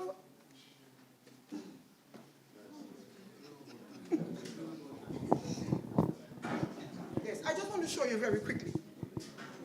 The kind of salad dressing, I call this food of the future. This is the kind of salad dressing that we need to incorporate into our diet. Everything you can think of is in there. Rosemary, turmeric, goji, lemon sage, ginger, chive, just about everything has been chopped. And your choice for the acidic content would be apple cider vinegar or fresh grown limes, and of course coconut oil. If you don't have coconut oil, your next best choice would be good. But this is the food of the future. This is the salad dressing that we ought to be using. Because this is chock full of nutrients. This is chock full of antioxidants. This is what we need, to be banana ketchup. Right from my kitchen. I make some banana ketchup today, And I said, well, let me bring some so that visually you can see, well, you know, Sister Nazi is not just on the radio talking about this and that. This is one of my magic, banana. And of course, I infuse the banana with all the natural herbs that we've been referring to. And I come up with banana ketchup. And trust me, it tastes great. And it's healthier than the other ketchup. It's just a lot of sugar, oh, please. You know? Yes. And this is a new sauce to replace the ketchup as well. So we got two of them. This is the turmeric sauce, which is tamarind, turmeric, and a whole list of natural seasonings. Again, because the time is short, you know, I can't go through. But I'm just,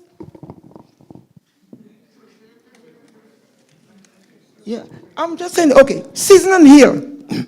Okay, this is natural flavoring that I developed.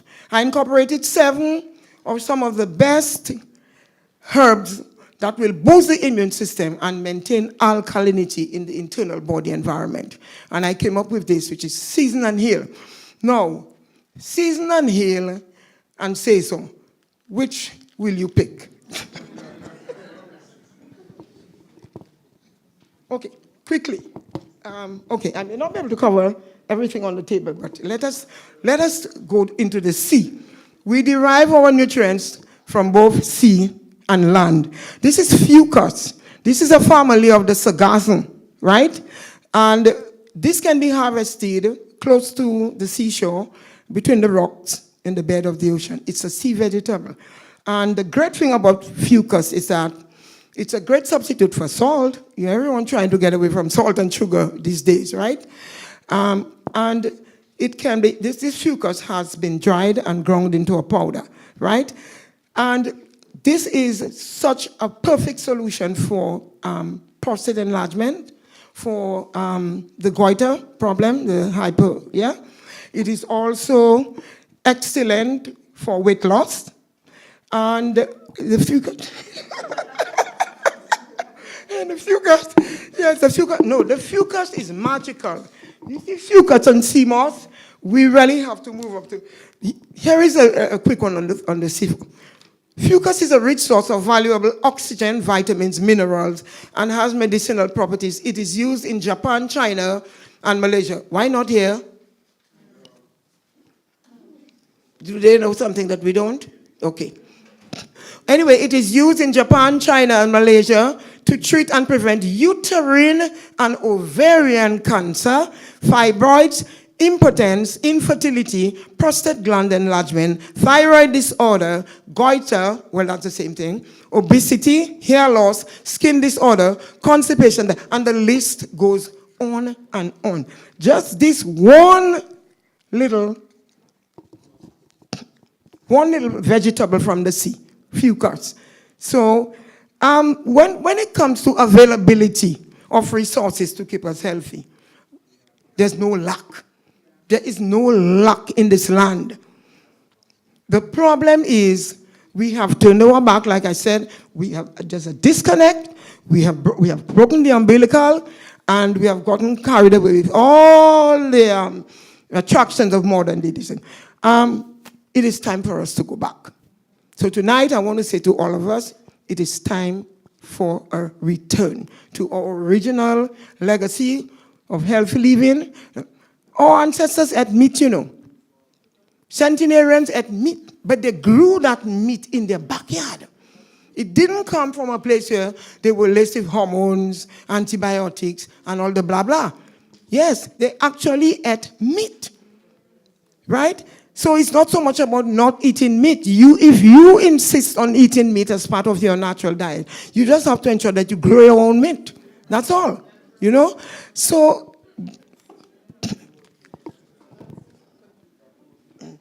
okay, let us close it with uku. Everyone knows uku. So traditionally in the Kalinago territory, it was like for face paint, it was like a skin decorator. Research has shown that uku is not just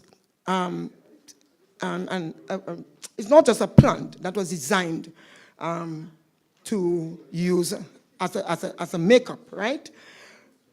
Uku has moved up in the research to be now known as one of the best. Now, this is an uku oil. This is not the liquid uku that we have moved up now to turning uku into an oil. And in that oil, you have one of the best compounds for burns. If you get burnt and you rub this oil on, the testimonies that have come in from, I started marketing the Ruku oil, the testimonies are amazing, all the way from Germany. German woman bought it, and she went up to Germany, and she burnt one of her fingers, and she pulled it out and used it, and she called and said, a couple of days later, I don't even know which finger I got the burn on because it is completely healed, right? This is for any kind of severe skin damage. This is for acne, this is for eczema, this is for aging, this is for, you name it, uku. So uku is no longer just that little thing hanging from a tree in the Kalinago territory. Uku has stepped up. And I want to say that if we did the same thing with all the other plants, you'd be amazed the wealth of potential. You know, all we need a lab. We need to set up a lab to bring scientific validation to our herbs in Dominica. We are badly in need of a lab right now.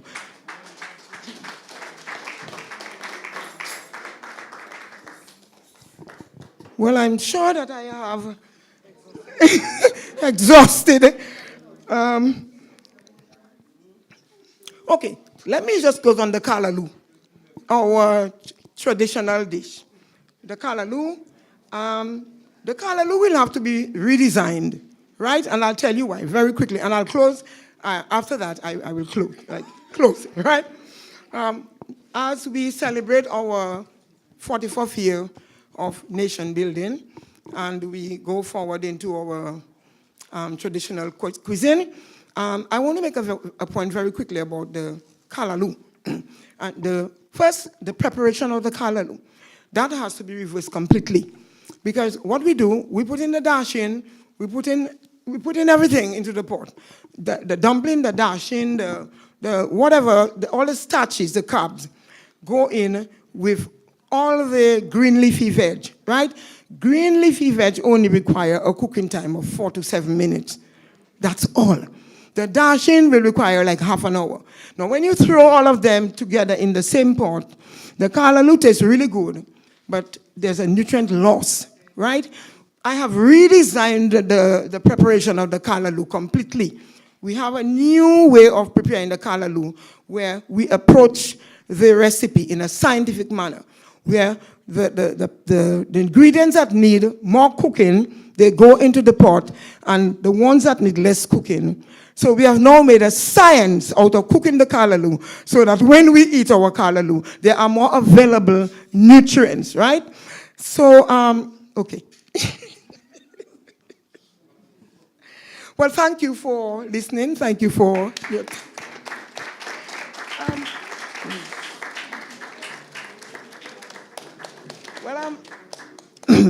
but I wonder if I can just ask for, Okay, so can I do this at the very end? What I have in my hand is, it's a poem called Herb That I Am, and it's a tribute to honor the traditional herbs of Dominica.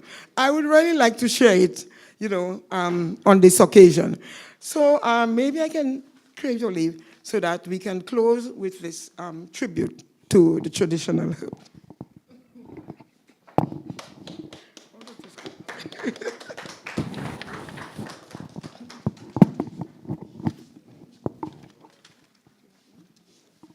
So I promise we will come back to the poem at the end, but we do have 2 more speakers to go.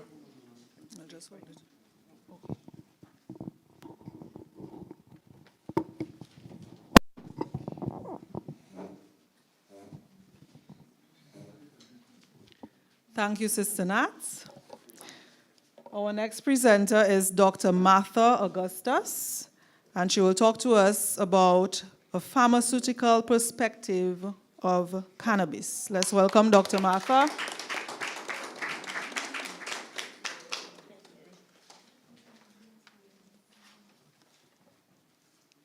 Okay. everyone. Good night. After having sat there and listened to Mr. Parker and Sister Nat, well, more so Mr. Parker, I feel like I need another medium, another forum where I can rebuttal, you know, because I felt like I was being attacked in a kind of a way. But anyway, it's all good because there's a place for everything. Depends on the approach of what you're doing. So my brief presentation will be on the perspective of cannabis as a drug from a pharmaceutical view. So there is a saying that pharmacists are gatekeepers to medicines. They're also the future administrators and dispensers of the cannabis direction that we're taking, because I think we're in a strong position to inform in the evolving policies of the cannabis. No offense to anyone, but I think pharmacists, that's my perspective as a pharmacist. However, I think very little have been heard from a pharmacist's point about cannabis as a drug, because we hear of the cannabis, everybody speaking as a herb, but it's a drug. It is a drug. And we hear everybody speaking about the cannabis, but we're not hearing the pharmacist's voice. So allow me, I want to thank Dr. Joseph for allowing me to have a voice. And I also want to note here that it's not necessarily, even if I represent the profession of pharmacy, it's not necessarily the views of my colleagues out there. So I want to make that clear, okay? The brief approach is a discussion that I think is open, not confounding, no biases. I try to put some positive and negative aspect of it, because I think we need to be open and honest about it so we can achieve something. Because as we go along, with more research, cannabis, in my opinion, will soon be on the shelves like any other prescription drug. So with more research, that's what I'm expecting to happen. So for the purpose of that brief presentation, I want to say that the ultimate norm of any medicine, whether it's made by man or whether it's natural, it is to make sure that it's a non-toxic substance, to be aware of its effectiveness. It must be specific to what it's going to be used for. It must be stable. And of course, the potency is what we're looking for as well. So irrespective of whether it's human-made or if it's naturally made. And pharmaceutical, that's where pharmaceutical drugs are specific in their actions for targeting lots of pathologies. That's pharmaceutical drugs. Some pharmaceutical drugs, their medications are based on single active ingredients derived from plant source, of course, like cannabis, because that's where we're looking at. And many pharmaceutical drugs or medications are based on a man-made version of naturally occurring compounds found in plants. For example, we have, for heart conditions, we have a drug called digoxin. Digitalis is a drug from a natural plant. We have aspirin from a plant like, I think it's willowback.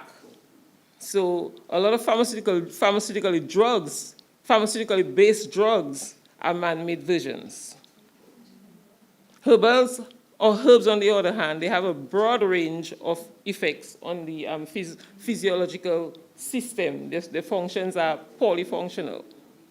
And so as we look at the emergence of herbs in terms of wellness and well-being, these are the things that we need to take into consideration. So there is a place for pharmaceuticals within that. Somebody might rebuttal me, but by that I mean there must be regulations when we look at putting all these preparations together. It's not just going and take it and just say, okay, I'm going to use it. They have to be controlled because the body itself is designed in a certain fashion, and we have to work the body and the drugs together. So I want to give a brief definition. There are a lot of definitions for drugs, because I wanted to say that because cannabis is a drug. And one of the definitions I like is it is a substance, a drug is a substance that alters or affects the normal functioning of the body. And anytime you ingest any of that into the body, the whole physiological body changes. There's a change, whether you lose weight, whether you get fat, something happens. And so this is what a drug is. Even food is a drug. Some people may not believe that, but food is a drug because there are some highly addictive foods. As we talk about drugs that are addictive, there are some highly addictive foods. And so some of those foods, when they trigger the chemical in our brain, you know that chemical we call dopamine, it makes us want to go back to the food, to get more to eat. So that's an addictive aspect of food. I don't know if we have many coffee lovers in here like me. I love coffee. So it certainly triggers that excitement, dopamine in my brain to get more coffee every time I drink coffee. So cannabis is one of the most versatile genera for plant use. There's no doubt about it. And it has been explored like as far as nobody in here can remember. So it's not something that is new. It's just the approach now and the excitement of what cannabis is. It seems more and more there are varied applications developing to highlight cannabis as this wonderful drug. And I think it is based on my studies and research of it, and I will say why I think it's a beautiful drug. Sorry. Cannabis contains an active chemical called cannabinoids. It has a drug-like effect all through the body, and it's a plant drug. This is what makes cannabis exciting because we spoke of, as Mr. Parker spoke of the creator, Sister Nat alluded to the same thing. It's wonderful how God put everything together. We, as humans, within our body, we have a chemical system called an endocannabinoid system. And everything about that mimics the cannabinoids in cannabis. So this is what makes it interesting, why cannabis is such a, it appears to be such a great drug because it can work in synergy with our bodies. We know we have, in time, well, we know the cannabis, they call it the marijuana, they call it weed, they call it pot. They think, okay, well, because of the psychoactive properties altering the minds of humans, that is why there is that negative approach to cannabis as a substance.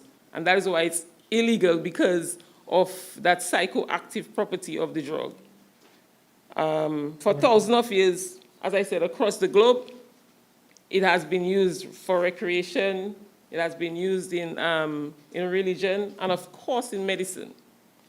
But after, I think somewhere around the 20th century or so, it was added to drug pharmacopoeias where we have this drug listing this drug, it's almost like an encyclopedia where you have all the drugs listed for their uses, their effects, and everything like that. The cannabis was listed there. Cannabis was listed there. But eventually, because of this psychoactive properties somewhere in the 1960s, it was removed and now reclassified from using as medicinal to a prohibited substance.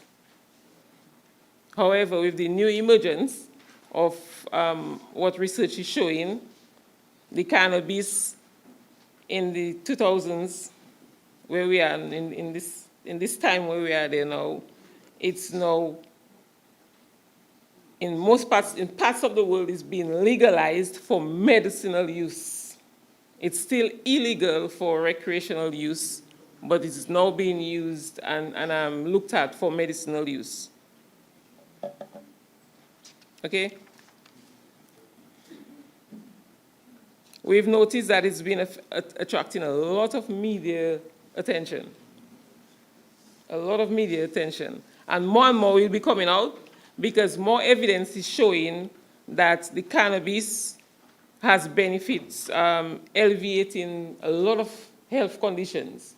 You have things like pains, depression, inflammation, asthma, even for appetite, and epilepsy.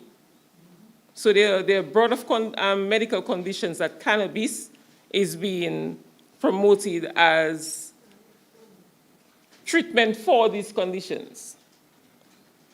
And for the same reason, I'm saying what drives that new emergence in cannabis and its effectiveness is the link between the cannabinoids in the cannabis and the endocannabinoids in our system. So the endocannabinoids in our system, they're like, it's basically a new neurotransmitting system in the body. This system allows the drug to attach, right, onto the active neurons in our body. So it circulates, it regulates the flow of signals between cells. And it's a very crucial biological system within the body. So imagine the cannabis plant is now being looked at to use the active ingredient cannabinoid from the cannabis plant to help our endocannabinoids by transporting transporting within our cells that substance we need to treat whatever condition we're looking at. So the two of them working together is the best thing that we can think of in terms of cure, treatments, and even prevention for healthy living. So, so because of that, that multiple complex of the system, it has generated a lot of pharmacotherapies.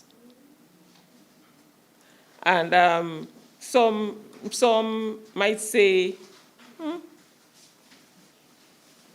it should not fall under pharmaceutical heading because it's a herb. And so the pharmaceutical industries probably should not have control over that system. But the pharmaceutical industries, there have, who are used in there are scientists. They're scientists that study drugs, the action of drugs on the body. It doesn't necessarily mean that I cannot take a herb and recreate it or create it in such a manner to have it used as a treatment or a cure for a condition within the body. So generally, people have the mindset that pharmacists and pharmaceuticals are about destroying and destruction. And that is an untrue.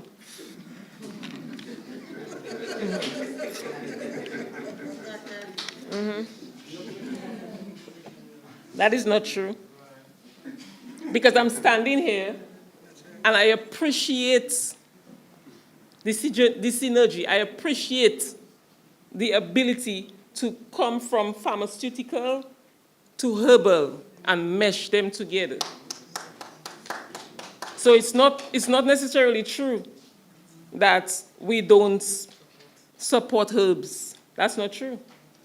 The better understanding as we do more research, because we ourselves, because of what's happening now, the new emergence of things, we have to now position ourselves to understand how these things work and then work with it. I could not just come and give you an information that I don't have the understanding about. So I now have to go, because even before studying drugs and knowing what drugs are, how it works on the body, it was something new. We were taught how to do this, how to create drugs. So I can take that same experience and go into herbals and create something that we can use within the body. So allow the pharmacy profession. I know the pharmaceuticals, not all pharmaceutical scientists are pharmacists. You understand? So we have pharmaceutical companies like Pfizer, Glaxo. They have biochemists, they have chemists working, but they're not necessarily pharmacists. So when the people look out there, they look at us dispensing and they say, you all are there just there dispensing drugs to kill. Listen to us, because I am sure a lot of other colleagues will support me, but I mean, there are one or two, because generally in the health arena, not everybody, whether it's a doctor, whether it's a nurse, whether it's a biochemist, they're not all in favor with the change or the approach to cannabis as a drug of choice for treatment. Not all of them. So unless we don't go back into the research and the understanding and having people recognize the importance of what is happening between the endocannabinoids in our body and the ones we can find in the cannabis plants, they will not appreciate it. Because I speak to other physicians that they're totally against it. But I see the beauty between the two of them meshing. So I'm saying that because I heard Mr. Parker, because I know he also seemed to have a pharmacy background. So I almost thought he was like, attacking me. But yes, but generally the concern that we would have is things like regulating.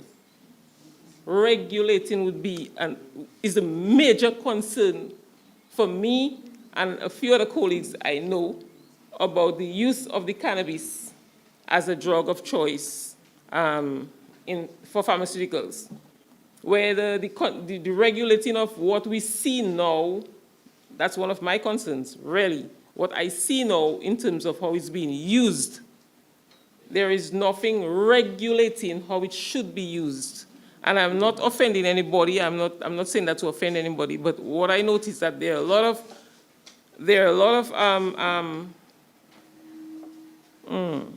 experts out there manufacturing anything that comes from cannabis, the oils, the edibles, the topicals. And I heard Mr. Parker say something about, cannot remember exactly, you can correct me, I think it had to do with, not dosing really, no, but or along the line of dosing the drug, or if you're using it in teas, the dosage or whatever, something like that? Right. Right. But, okay, for example, I see the oils. I see different oils on the market here. They're all pressed. A lot of them are pressed differently. Some with coconut oil, some with alcohol. Everybody uses something different to press it. I've listened to people who had the experience of using it, and they've all had different experiences. Now, we really cannot tell what the potency is, and I'm not going to be biased about that. That is one of the concerns for the pharmaceutical industry, is the potency of the substance within the product that we're using. It's not that it's not a great drug, it's a great drug, we can tell, but the regulating of how it's being used is the most important thing. And produced. Some people producing stuff in their kitchens. We don't know under what conditions it's being produced. So these are the things that we want to make sure that the populace understand. But we certainly know that there is a way to mesh the two together. And Dominica is well situated for that to happen. So if we can work together, not be selfish, and if we can work together to do this, I think that cannabis is a great addition to the development of healthcare in Dominica. I see my 1 minute, so I will say thank you.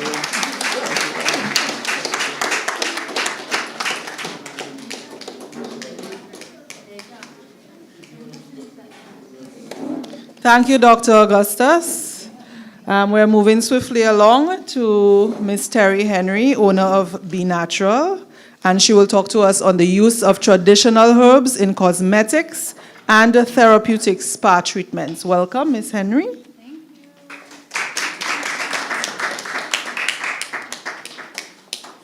I have props. Show and tell as we go along. Now, we've all been sitting a while. So before I start, you can put it there, it's fine.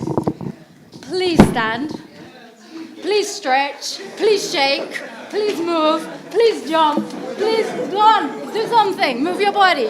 Right? Just, otherwise you'll fall asleep or you get too cold in the AC. Right. Great. Wonderful. Good. Lively up. I'm the last one, so I have to make you lively. So it's a great pleasure to be here, a great honor to be here. As Dr. Kamon referenced, I was actually born in Salisbury, Dominica. My grandmother was, Salisbury, England, I'm forgetting myself. My grandmother was born in Salisbury, Dominica, went to England, had her children, and then I was born in Salisbury, England, and came back to Salisbury, Dominica. So I feel like I'm completing a cycle. And also another cycle we're completing is the relationship I have with Dr. Joseph, who was my former student at the Dominica State College. So yeah, it's really, really good to be here and just feel that sense of completion. So in this presentation, I'm going to focus on the use of herbs in skin and hair for cosmetic, spa, therapeutic purposes. So we know that herbs for skincare, we know they've been used since ancient times. Every culture has its own indigenous remedies that's been passed down through the generations. And in modern times, we've got youthful creativity and we've got new scientific knowledge that allows us to use these traditions and really bring them out in a whole new way. So it's a very vast subject. I will only be able to skim it. And also in my capacity as the president of the Dominica Health and Wellness Association, I'm going to proudly showcase some of our products as well as I go along. So uses for herbs in skincare include cleansing, moisturizing, exfoliating, toning, soothing, protecting, and healing.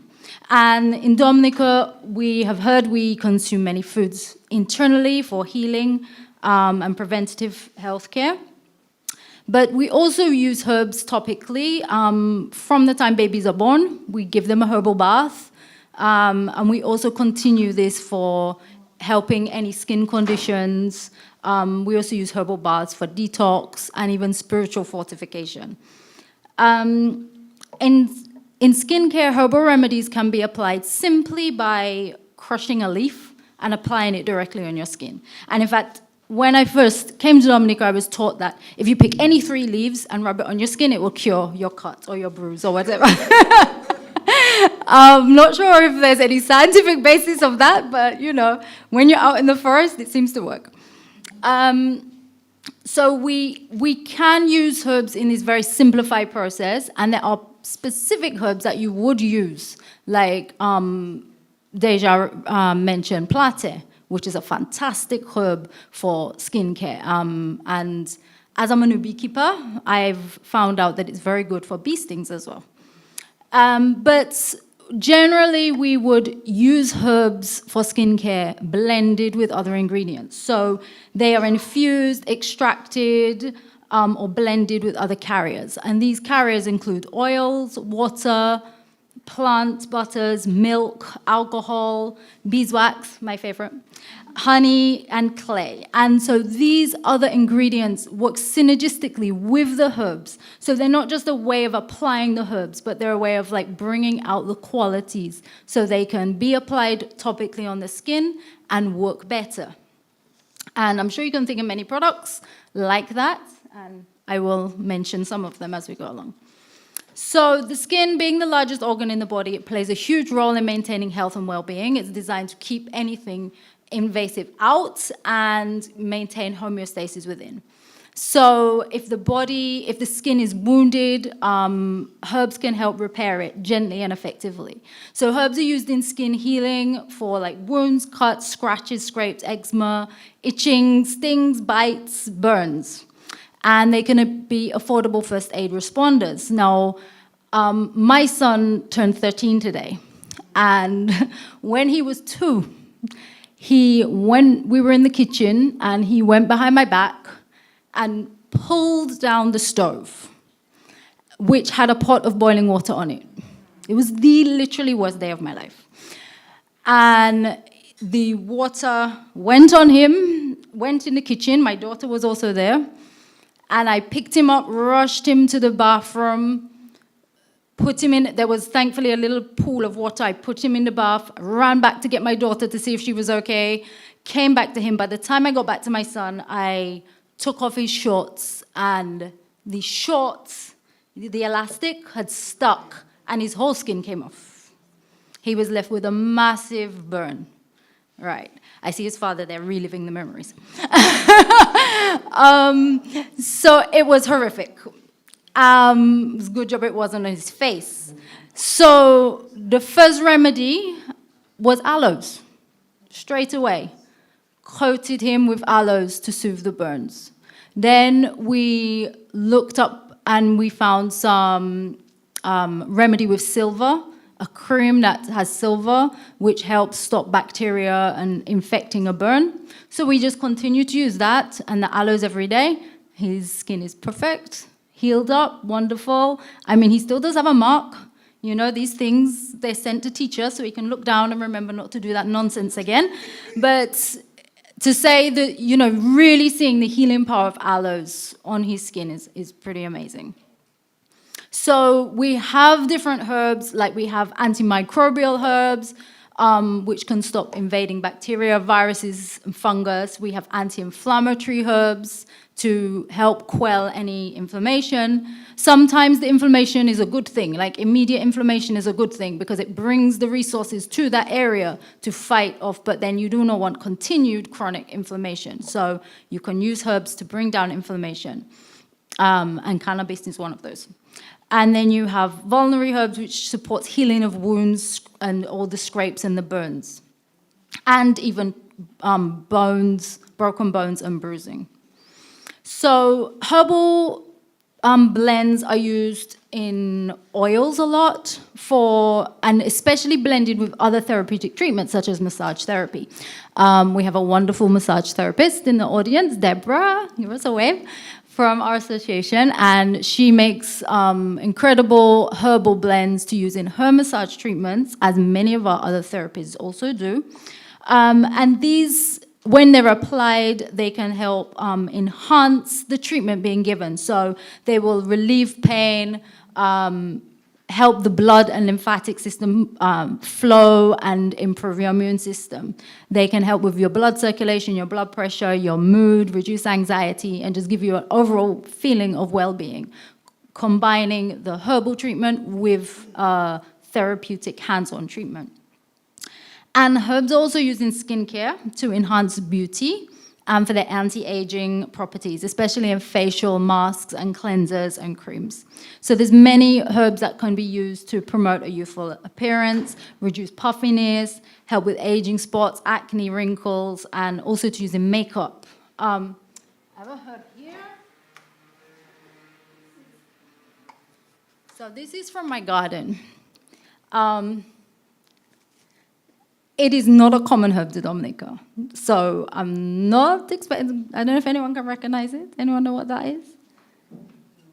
It's not common. This is henna, right? So henna is used in a lot of Indian and Arabic cultures as a beauty treatment. So it's used to dye hair, tint eyebrows, and also used in the temporary Mehndi tattoos. So this is something that can be used as a beauty treatment. But we have many others, especially things like aloes, cannabis, and a whole range that is great for beautifying the body. And we need this more than ever because we put in too many toxins on our skin, right? And I think it's definitely a mission of myself, I know, definitely a mission for Jody, to reduce the amount of toxic skincare we are putting on our skin. So the Environmental Working Group estimates in the US that women use an average of 12 cosmetic products every day with 168 unique ingredients. And men use an average of 6 products with an average of 85 different ingredients. So imagine these ingredients are a cocktail of chemicals. We don't know how they're interacting with each other. And we know that the skin does absorb some of these. And this is found in our tissues, what we put on the skin. It is not, the skin cannot just keep it out, right? It's a protective layer, but we will absorb some of these things. And we know that, prevention is better than cure, so let's just stop it from the start.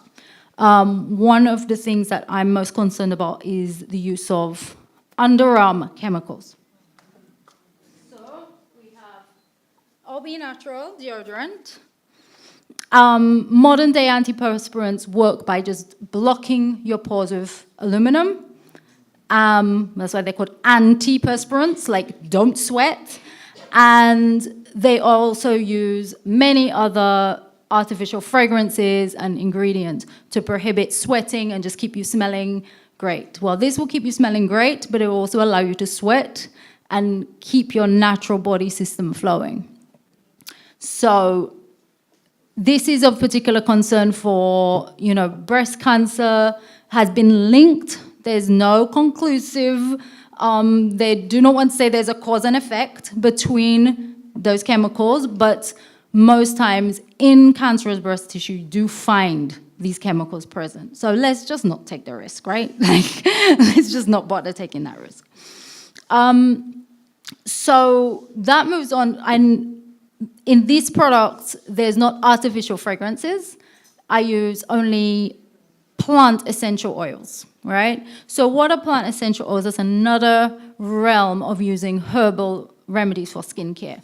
I was gifted my first aromatherapy book about 30 years ago, so kind of aging myself there. But essential oils, and I've just been fascinated by essential oils since then. So essential oils are really a modern day way of using herbs, extracting the healing properties, which involves steam distillation, cold pressing, alcohol extraction. And for really good quality oils, the process has to be very precise and regulated. Essential oils have been used for many decades in well-being and skincare. And well, actually for the last few decades, we've moved to seeing essential oils being only in the arena of qualified aromatherapists to being used by everybody.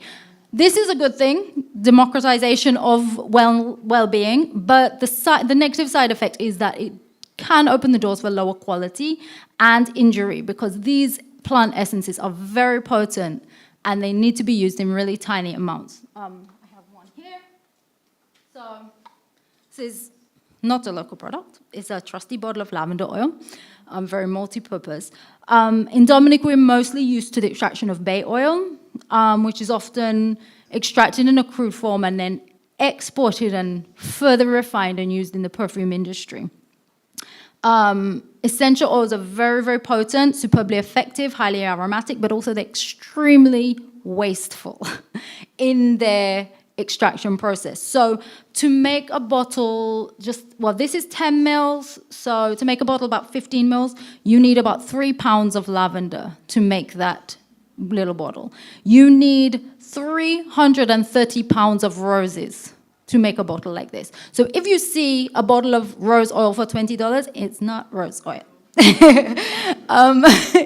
You need about 50 lemons to make a bottle like that. So it is extremely plant intensive.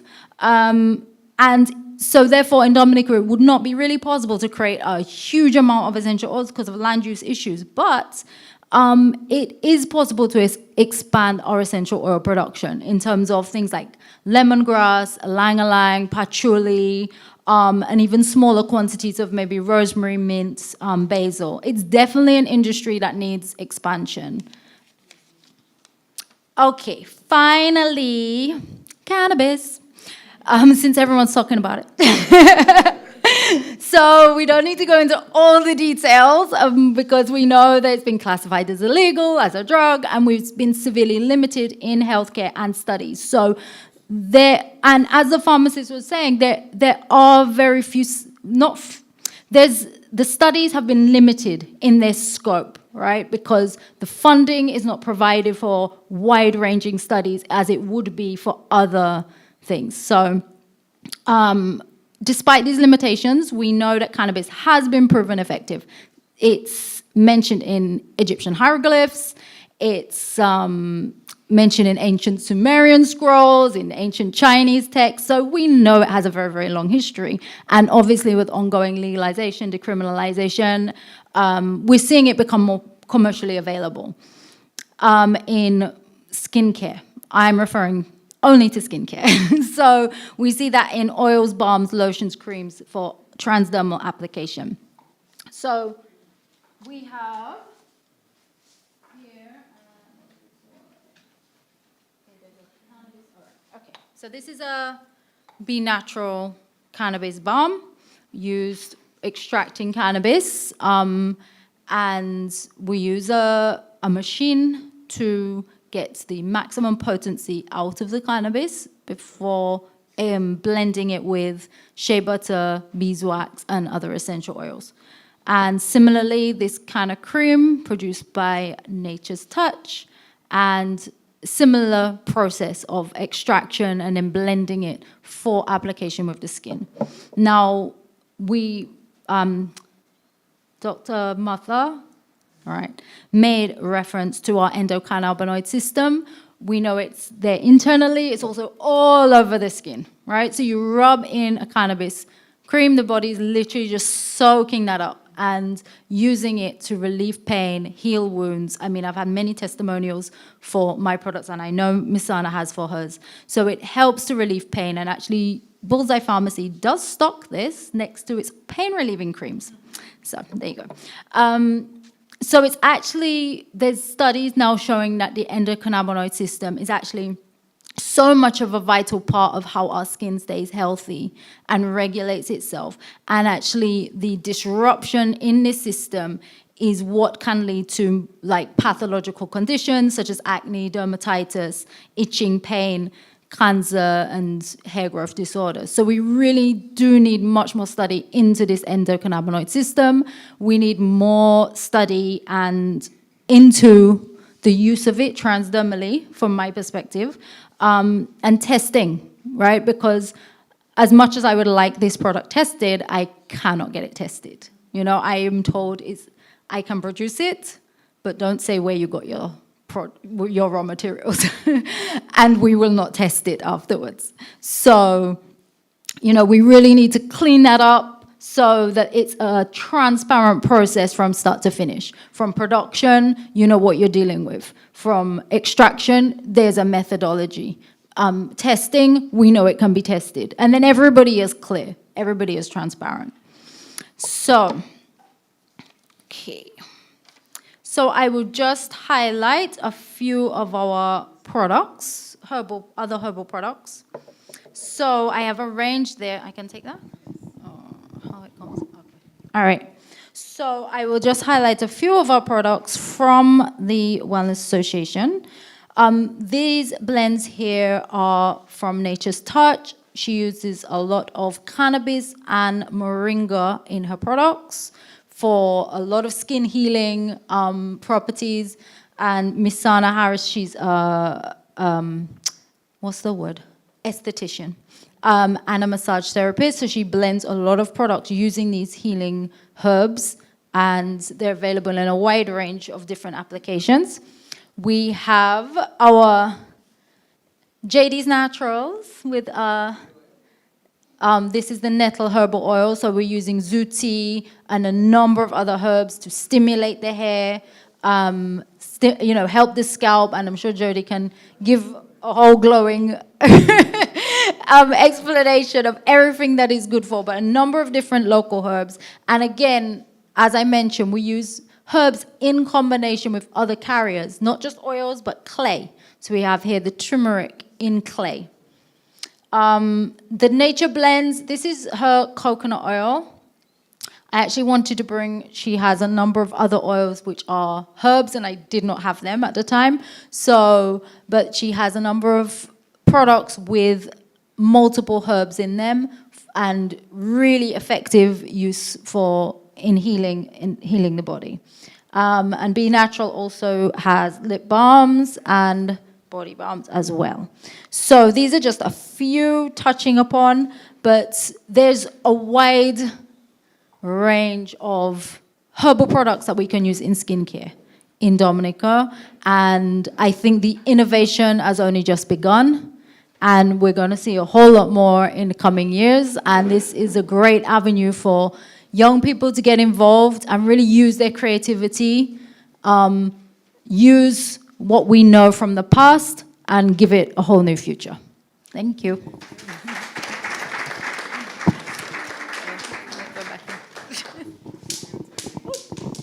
Dropping things. You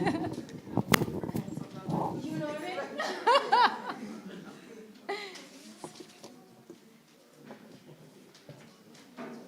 Which one? Oh, sure. That one doesn't have a back label, unfortunately. Yeah, sure.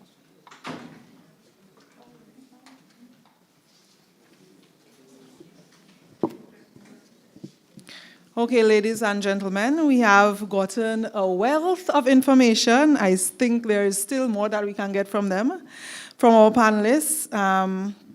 But thanks to social media and the cloud, and the web, and DBS radio, and the other media, Kyrie, I mean, this information is certainly not lost, but we have it for posterity, so we can be thankful for that. So this now brings us to our question and answer segment. We are really pressed for time, so be patient with us and bear with us as we will only entertain maybe about 5 questions from the audience. So just stand, give your name, and wait for the mic before you ask your question.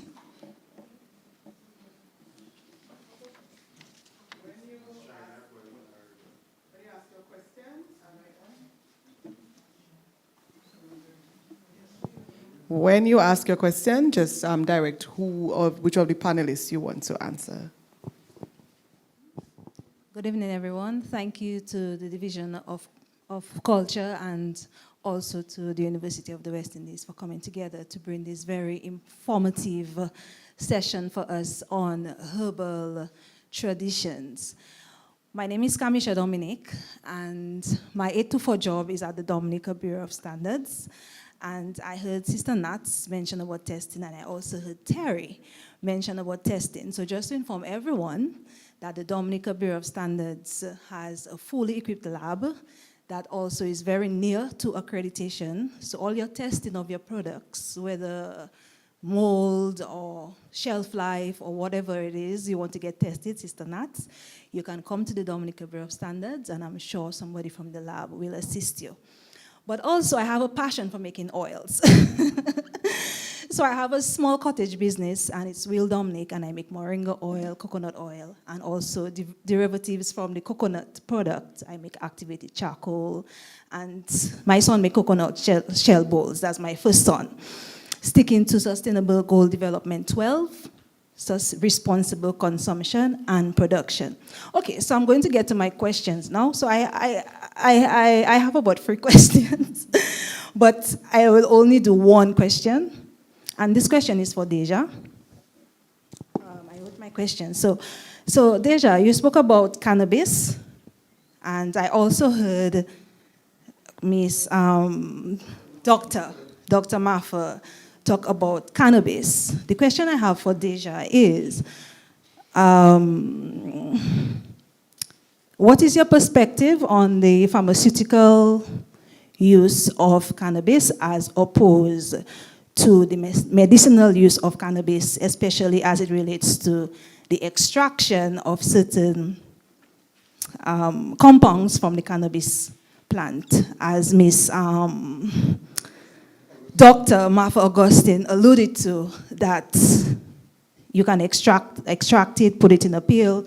So I'd like to hear Deja's perspective on his view of the extraction of these compounds to be used, well, I would like to say medicine and not drugs.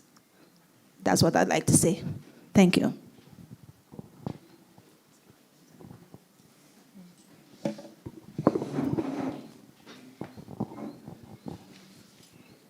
That's a very pertinent question, I must say. Even before I address the question, I would like to say to Ms. Martha that I have no intention to attack her personally, because we all can attest that unity is power. And there is no reason to be divided when it comes to the health and wellness of our nation. Okay? Because the sole objective of the pharmacist and the herbal practitioner should be the same, to say healthier people. I also would make a statement to her that we as natural practitioners acknowledge herbs as a special entity, and we acknowledge drugs as a special entity. I could simplify it by saying the maker, the creator, made herbs, which is indicated in the Bible. I could tell you that man made drugs. And in my comprehension, there cannot be any synergy with the merging of drugs and herbs. I could say to you, based on the WHO, because in my research, WHO have accepted herbal medicines, but the term they use is traditional complementary medicine and not herbal drugs. So that's the clarification I would like to make to her. Based on the question from Ms. Dominic, we as natural physicians consider a herb in its whole form, because we know, based on the pharmaceutical industry, they cannot patent a natural plant. The only way they can have rights over a natural plant is by isolating one compound and synthetically creating or recreating that compound. Thus, they may have rights over that compound. So I say to us, with the cannabis plant, we allude of CBD, cannabidiol. But I'm saying, what about the THC and over 500 more compounds in the cannabis plant? I can use a perfect example of this practice. There is a pharmaceutical drug they made out of the synthetic derivative of the cannabis plant called Marinol. And Marinol, the side effects of Marinol were terrible. We find persons who are having suicidal thoughts by consuming such drug. And we know the cannabis plant, it is a neuroregulator, neuromodulator. It brings homeostasis to this entity. So in my view, whenever you isolate a single ingredient from a herb and synthesize it in a chemical form, you will never ever get the same reaction as the natural plant.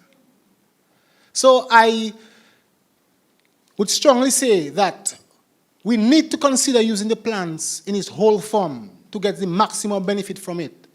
And in that way, we'll be free from side effects.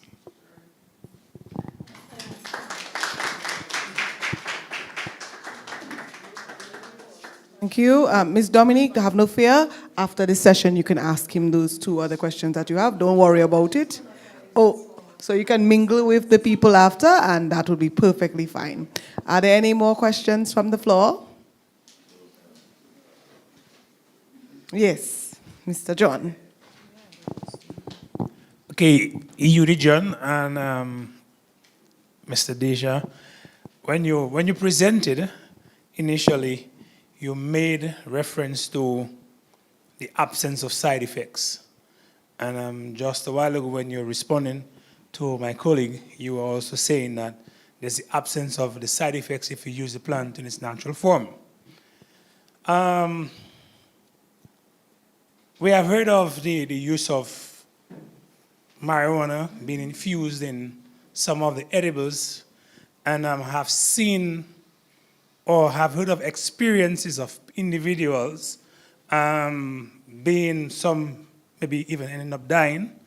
I think there was a story that went in somewhere over the surface when some people were eating what we refer to as the marijuana cake, and 2 young ladies would have passed out and was almost pronounced dead when one recovered and then asked what happened, and we said we eat marijuana cake. So I'm asking the question, is that extreme considered or not considered a side effect, or is it safe to say that there are no side effects? The next question, which is in the same realm of absence of side effects, is when we consume or use any of the plants that you'd recommend, is there a possibility of the substances from this natural, or the natural substances affecting our organs such as our kidneys and our livers?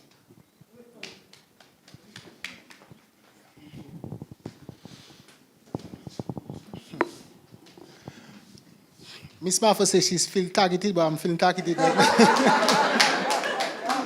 But that's okay. That's okay, I'm prepared for that. That's okay. I will say to my dear brother that even with the cannabis plant, over the years, we have found a lot of strains have been developed with the cannabis plant. Some of these strains, those in the laboratory, can increase the level of THC, can increase the level of CBD. And when you look at the natural plant, which is fixed in its chemical compound, manipulating the plant can cause some side effects to this human body. Using edibles, we know that in edibles you have sugar, you have flour, you have yeast, and a host of other chemicals that will interact with the biochemical reaction of the cannabis plant, and that may alter even the natural function of the plant, thus having some ill effect on this human body. That's my answer.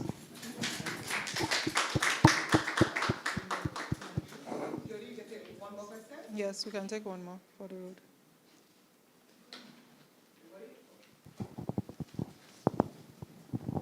Hi, my name is Julian Alexander. Dr. Augustus, you said pharmaceuticals are derived from the compounds of plants. Yes? So some of them are derived from the compounds of plants. Now, it is synthetically recreated. Now, from my few research of the cannabis plant, some of the compounds are activated when heated. Now, when these created synthetics are made, what process or what is added to the natural compounds to make it something that can be patented?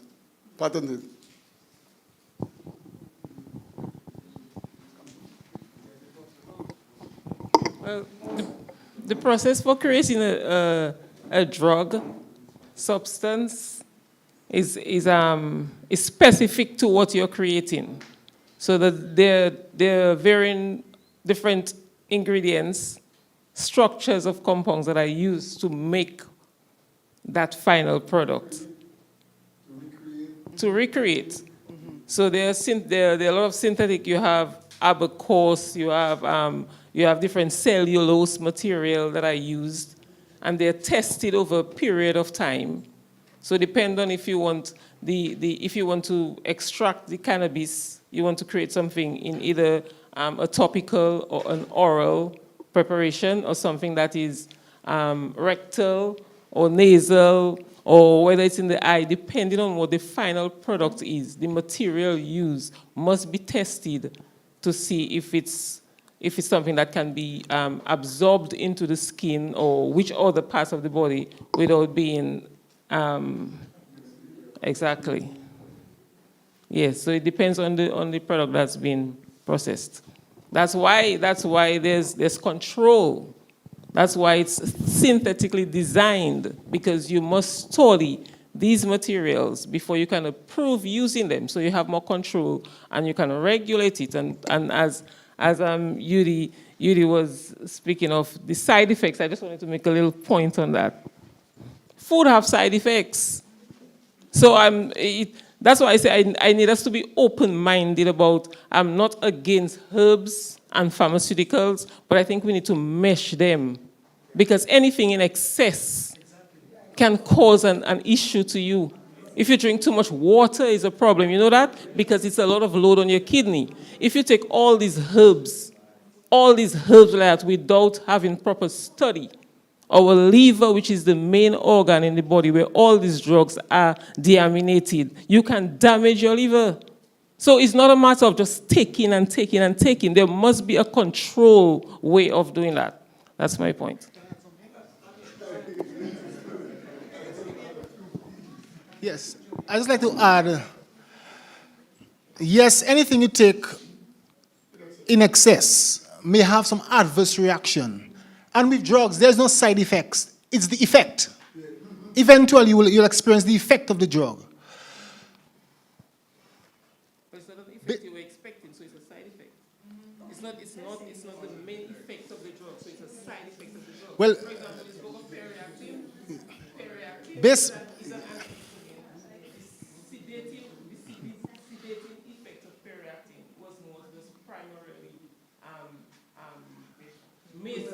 For example,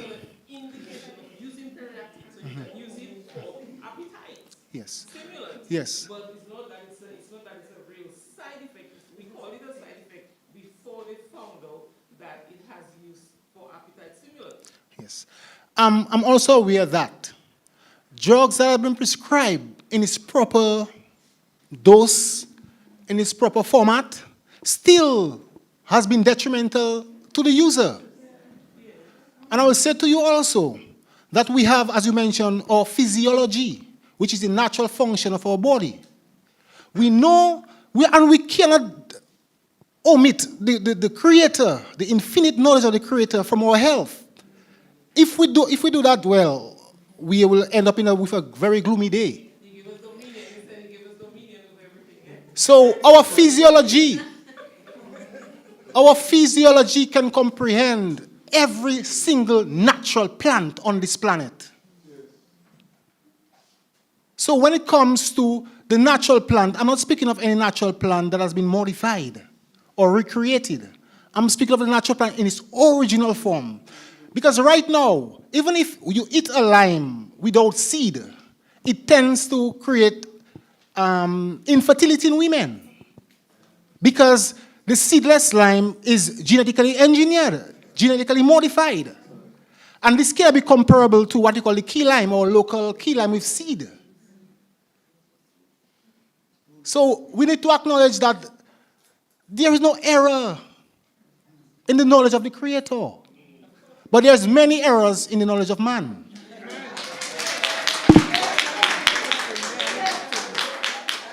Mr. Deja just ended for me. I don't think I need a closing. But this has been very educational, even for me. I think I learned of the oku and the ficus. I want to make some products with that for skin. So we could stay here till morning. Mr. Deja, I think maybe if you can even share your PowerPoints, it's very informational. I think people would want to have it at their disposal. Sister Nats, we thank you again. Talking about changing from a toxic kitchen to a healthy kitchen. So next morning we should start working on that. Go to the market and get some herbs and some bottles, dry it, and change our kitchens around. Dr. Augustus, we thank you for giving us a little different perspective to the herbs and pharmaceuticals and how we can mesh them. And Terry, of course, how we can use herbs in skincare for different skin ailments, hair, talked about essential oils and how we can use them for our health. So thank you very much. Thank you to the Cultural Division, to UE Open Campus. Thank you guys for coming. And we also have products on display outside when you leave. Thank you very much. I'm handing over to the chair. Good evening. Thank you very much, Jody, and thank you to the panelists for a wonderful, wonderful lecture. Ulson, I can certainly say that we're getting better and better every year. So thank you to you and Giselle and the rest of your team for that wonderful theme. Of course, our audience with us here, our lively audience, you will get an opportunity to speak to the panelists face-to-face as soon as we are finished. There are also some lovely products for you to view in the exhibition as well as they're available for purchase. I now invite Ms. Tiffany Johnson, who is the president of the UWI Open Campus Guild in Dominica, to do the vote of thanks. Tiffany?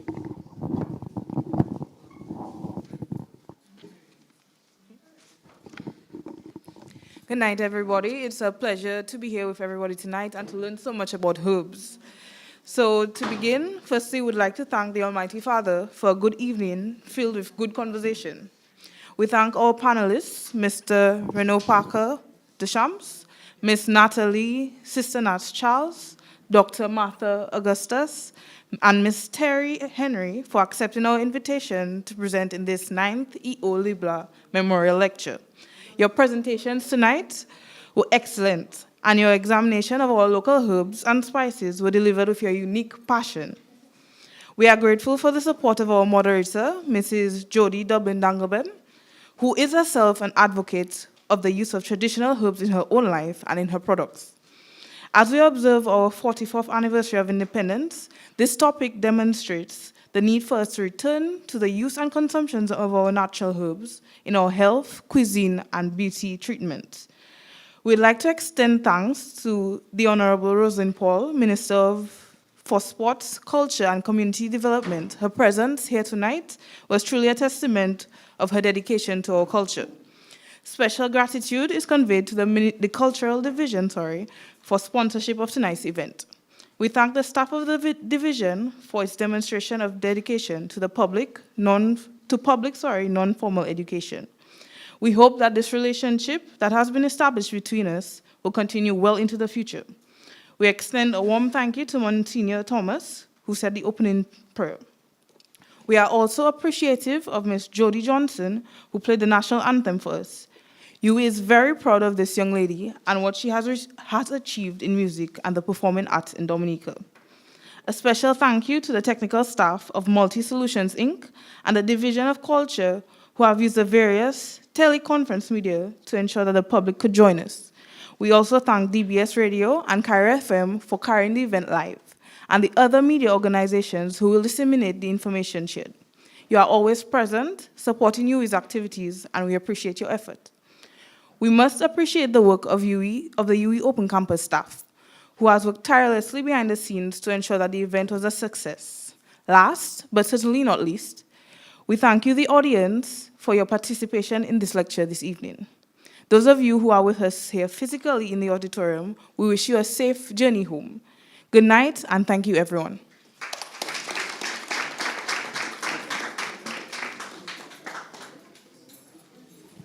And then, of course, it's the job of the chair to thank the person who gave the vote of thanks. So thank you, Tiffany. All right, so I just want to really thank all of you for being here this evening. We're very grateful. And as I said, you have the opportunity to speak to the panelists as well as to view the exhibition outside and to make purchases as well. So thank you, everyone, and good night.